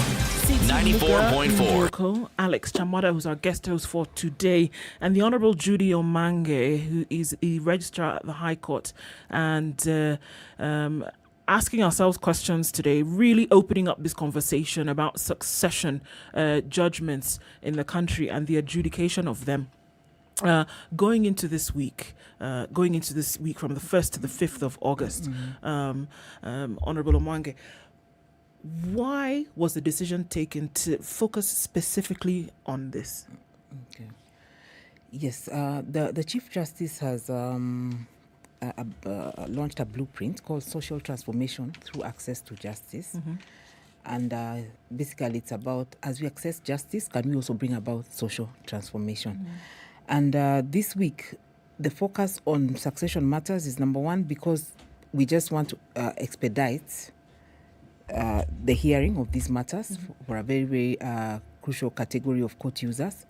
You know, we are going into the season where we're going to have a lot of other matters competing for the court's attention, and we thought, let's just clear with these ones which are ready so they don't have to wait until we clear with the other matters which we are now going into as a country. But then also it's about bringing into focus issues of succession matters, because when you dedicate a week solely to succession matters, as judicial officers, judges, we are reflecting on how we are managing these cases and how can we do better, how can we improve them better, how we are managing them. And this is especially in light of recent directions that the Honourable Chief Justice has given on succession matters. And then it's also about educating the public, really. That's what we are hoping that will happen in a lot of our stations, because as we have said, lack of knowledge or information has opened up this area to a lot of people who take advantage of people. Of innocent people who don't know, because you don't know that you can just file a form. Maybe you're giving someone money to file for you because you don't. It's true, because you don't know how to get information on your case. You're there, asking a different person to come to court on your behalf, and they're not even giving you the information so that they can keep on taking money from you. So it's about just opening up and alerting our court users about some of the issues around this and what we are doing about them. It's part of awareness. And then what can be done about affording justice? Because for the families to handle matters, you need to afford a lawyer. Not so many can afford a lawyer. That's a quagmire. The services of a lawyer, even the thought of going to we see it as it being elitist. Yeah. Actually, in the succession matters, you really don't even need a lawyer. You, if you're not contesting, if you're all agreeing how the property will be shared, you just need to fill those forms, and then it's an administrative process.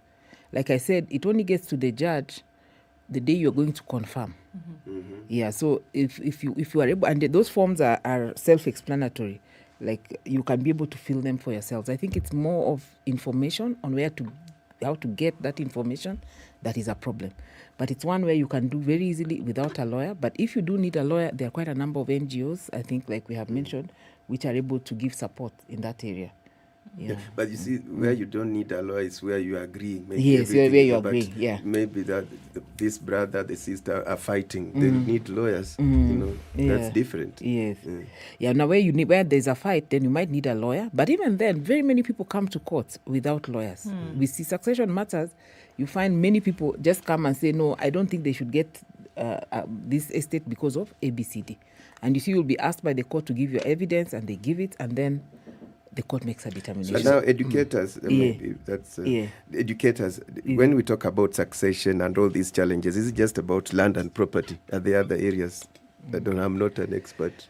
It's mainly land and property, but anything that a deceased person has left behind. Because once you immediately, someone dies, even your phone, you can't, unless your wife knew your M-Pesa line, your M-Pesa PIN, which many people don't even share. So, even your phone, for you to go to Safaricom and get that money that is in the phone is a problem. So everything is up for discussion. Everything is up for distribution. Yeah. The bank.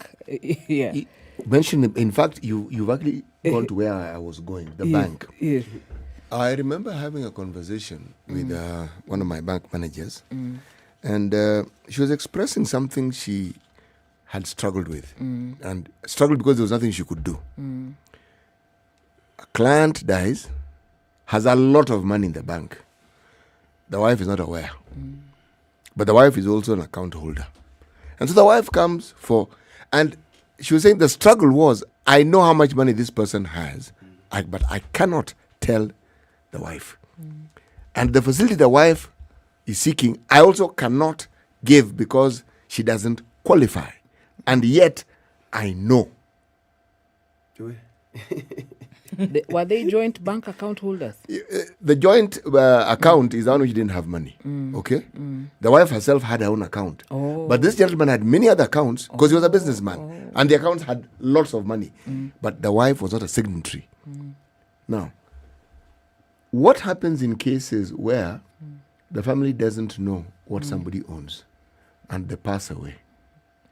Is there a law that allows them to know at some point what was what the person had? Because, or does this money go to the one of these government agencies that keeps, what are they called, unclaimed assets and so forth? Unclaimed financial assets. Yes, those ones, yes.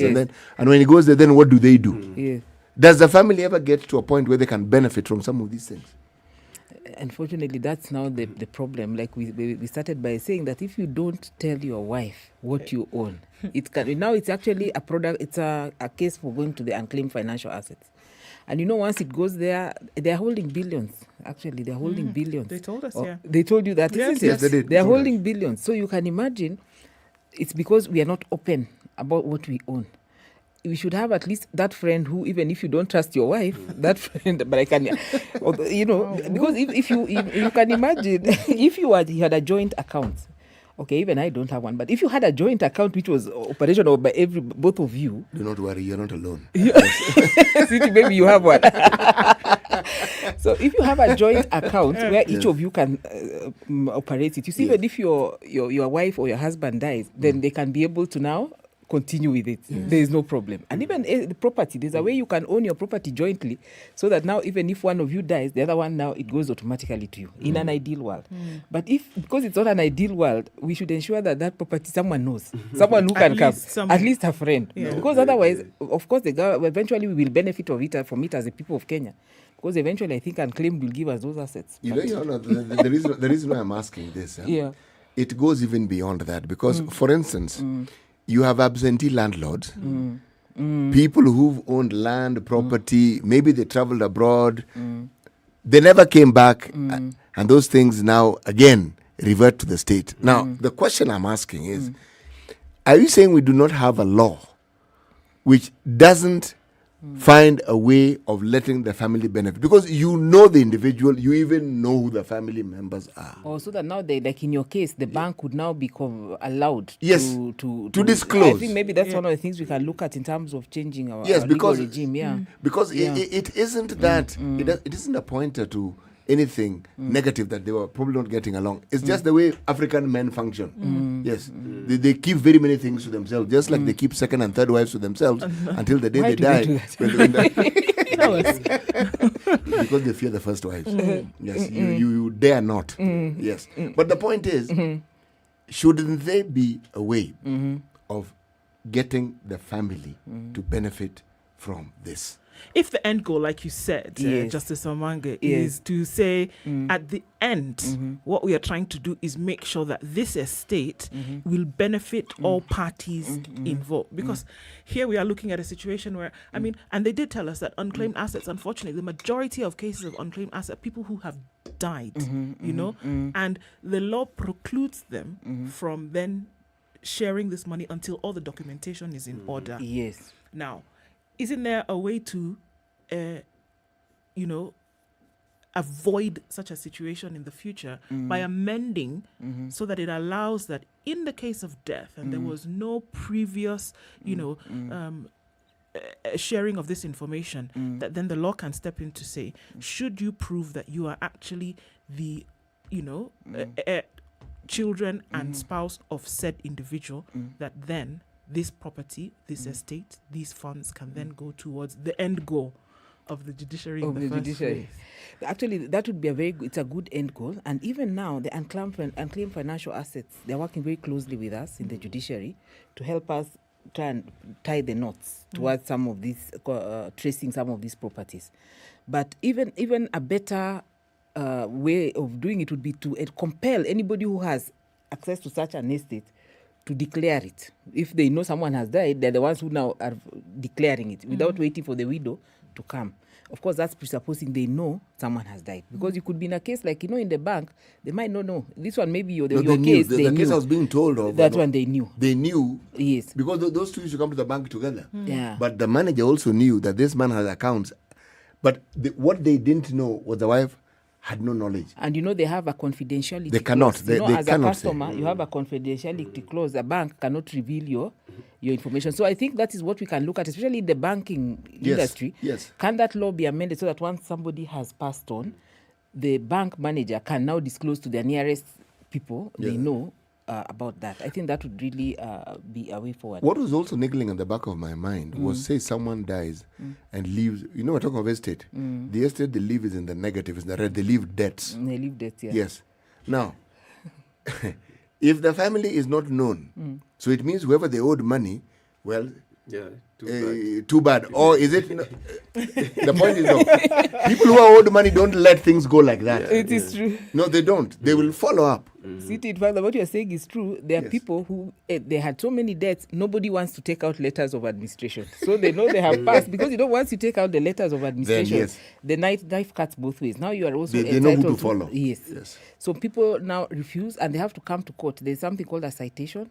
You do a citation so that the court compels one of their beneficiaries to take up that estate. Interesting. It happens, yeah. Now you see, with that, that's the other side of the knife. Now I was talking about the other. If that is what you can do, then surely, why not ensure that the family also benefits from proceeds or assets that this person owns and yet they did not know about? We are doing it now with the unclaimed financial assets, but in the long run, as we say, the law might need an amendment to compel bank, because they have the details of your next of kin. They do. So they should be compelled, once somebody has passed on, that information is declared to their court or their estate or their wife at least, so that then she knows how to to proceed from there. Okay. So then, I mean, we're looking at the end of next week, another 2,500 cases will be off, the load. Yes. And so then thereafter, you said that there were some other 6,000 cases that you're looking at making sure they also then, join this. So that means that there will be just, some 900 cases. Of course, the assumption is that more cases will keep coming onto the docket. But then, how have you been able, in terms of personnel, in terms of, and then what does the caseload look around, like the footprint look like around the country, or are these cases centered in Nairobi? What exactly are we looking at then? And then what happens going forward when you're clearly going to have a major reduction in the cases that you have to deal with moving forward? First of all, we don't see us finishing the cases. We hope we could finish. We hope that one day they will reach a stage where, especially family matters, they're all going for mediation even before they come to court. But we don't see that happening. And because of the administrative processes, they'll still come to us. And as long as people die who have estates, they will continue to come to court. So we don't see a station where we won't have cases. But to give you just a picture in terms of real numbers, the family division in Nairobi, which is our biggest really division in terms of succession matters. Yes. A few years ago, which is I think 5 or so years ago, had a caseload in terms of pending cases of 30,000. Now that caseload has gone down to 4,000. In a span of how many years? In a span of 4 years. Wow. Yeah. 26,000 cases. Isn't it? Yes. Big reduction. Many of them were the kind of cases I'm telling you about. People had filed, they hadn't come back, they hadn't, come to conclude those cases, so the cases had piled up. But still, every year, they're getting new cases of 2,200 being filed in the family division. That's in Nairobi. That's just to give you a snapshot of now countrywide what is happening. And the more people get awareness, there's a whole lot of people who have not filed even succession matters. These people sometimes want to sell you land, you look at the title, you see it is somebody, then they say this was my grandfather who died. It means they have not done succession. So those ones are still a whole untapped world out there. So we see like this clearing is good, but we will continue to have more, and we'll be happy to have more, especially if they're just coming to get the proper documentation. They're not fighting, but even if they're fighting, mediation is there, waiting for them. What's the average time let's say succession takes place? I'm going to give you an example before I'm asking the question. I know we're almost running out of time. Yeah. You're good. I'm good. I come from a place called Muhoroni. It's a settlement scheme. Yes. Now, very many of the people who actually own land in Moroni have ancestral homes. And the way it was set up, there was a government trust fund that more or less enabled people to buy that land. So now, some people over time paid off whatever was required through the sale of cane and what have you, and the properties in their name. But there are many others also who just didn't bother. Okay? So that land was actually, there actually is no title per se to that particular piece of land. Now, if one wanted to buy this sort of land, succession has to take place. On average, how long would such a thing take place? Because or succession. Yes. If there's no contest, once you file the documents and everything is ready, we send it to the government printers, and they usually would gazette within a month. So we're talking about now, we're looking at already 6 weeks. After that happens, when you get there's no one who protests. Once it's advertised in the Kenya Gazette, no one comes to say, even me, I have a stake. No one has a problem. We wait for 30 days, then we issue with a grant. So that grant, let's say for administrative purposes, it will take maybe a week or two to process that and for you to collect it. Then now you wait for 6 months and now come up with that application we're talking about for distribution, the one for confirmation. So after 6 months, you'll get a hearing date. Depending on the kind of caseload a court has, it would be, you'd be able to get a near date or a slightly further one. So we would say for you to now share the estate completely and do everything, you need at least 8 months, if I'm looking at it. All factors being consistent, and given that the Honorable Chief Justice has directed that once a confirmation is filed, whichever caseload we have, if it's not, people are not fighting, within 3 months it should be finalized. That is now a direction that has been given, that within 3 months, even if if parties have agreed, not those cases where we are saying everybody's fighting plus the grandchild and everybody. The ones where they have agreed, those ones will take 3 months. So we will be able to ascertain that within 8, you will be able to get your final confirmation. But you see, once you have the letters of grant, at least the person who is dealing with you knows they're dealing with the right person. And people do this, but it is dangerous. What they do is that they now, based on this letter, they can enter into a sale agreement with you. And that letter takes at most 6 weeks to 2 months. Now, these times, these are legal times, meaning for such a thing, the law requires that you wait 3 months. For such a thing, the law requires you wait 6 months. Yes. That's where these 7-day notice and 21-day notice also come in. Yes, those ones are legal timelines. Yeah, because you can't shorten the period. You have to wait for that month before. And the idea is to let people, anybody who might have an issue, bring it up. And even those estates we're talking about of tracing, you have time to trace everything and ensure they are all put in the final grant. But even if you leave out some properties, it's not a crisis. You can still come back for rectification. So you'll see maybe in our poster, which we are going to be sharing on next week, there'll be matters said for rectification. Those are somewhere somebody has died, the person who was administering, now they need a new person. So they're coming to say, give us a new person. Or there was a mistake, they left out some properties, they've discovered later, now they include them. Okay. So now going into next week and then, thereafter, and you're just saying, all right, so as this continues to happen, what should court users know? I mean, sometimes they come and end up in the court system, maybe not necessary. What should they know about then how to, access justice? Okay. The first thing they should know is that the decisions they're making today will help make sure their succession, when they finally go, is either noisy or it is a peaceful succession. But even if whether it's peaceful or noisy, they should know that it is very simple to file letters of administration, to file an application for succession. So they should feel free to visit our website. They'll see some of the forms that are there, visit our courts and just ask for those forms and take time to fill them. And then seek information from the courts itself. Let them not seek information from... There are people who sometimes are hanging around the courts who are not lawyers to help them. Those ones might take them around and around. They should seek information from the courts. And on our part, the ones which are contested, we are also not saying we are ready to hear them, but we'd prefer they go for mediation. So if they can, let them go for mediation. We are saying, please, it has helped.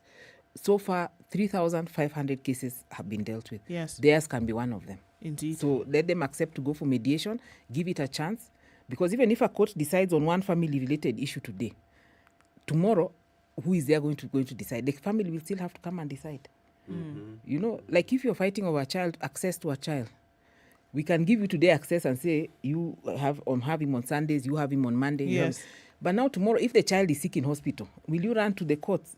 Or it's something you can agree, this is our child, can we see him together? Yes. That's the same way with succession. So we are hoping mediation will be taken up very, very embraced by everybody so that we solve those issues. Honorable Judy Omange is the Registrar on the High Court of Kenya dealing with succession matters. Thank you so much for being in Kenya's biggest conversation today. It'll be interesting to see how these open up in terms of expedited access to justice around the country. Asante Sana.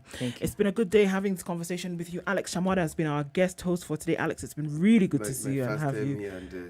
And I like the warm welcome. Yes. Thank you, Cinti. Definitely something that must be repeated. Yes? Thank you. Thanks for keeping it Kenya's biggest conversation today. Don't forget, elections bilanoma. Want to vote and keep the peace at the same time. 12 or so days to go where you will make that decision, and it's important that regardless of what your decision or what the decision is, that we will remain in peace as a country. Kenya's biggest conversation continues tomorrow as we come towards the end of the week. Thank you for joining us and keeping it with us. Here we don't take your presence for granted. Tomorrow is another day when it continues. For now, it's 10 o'clock.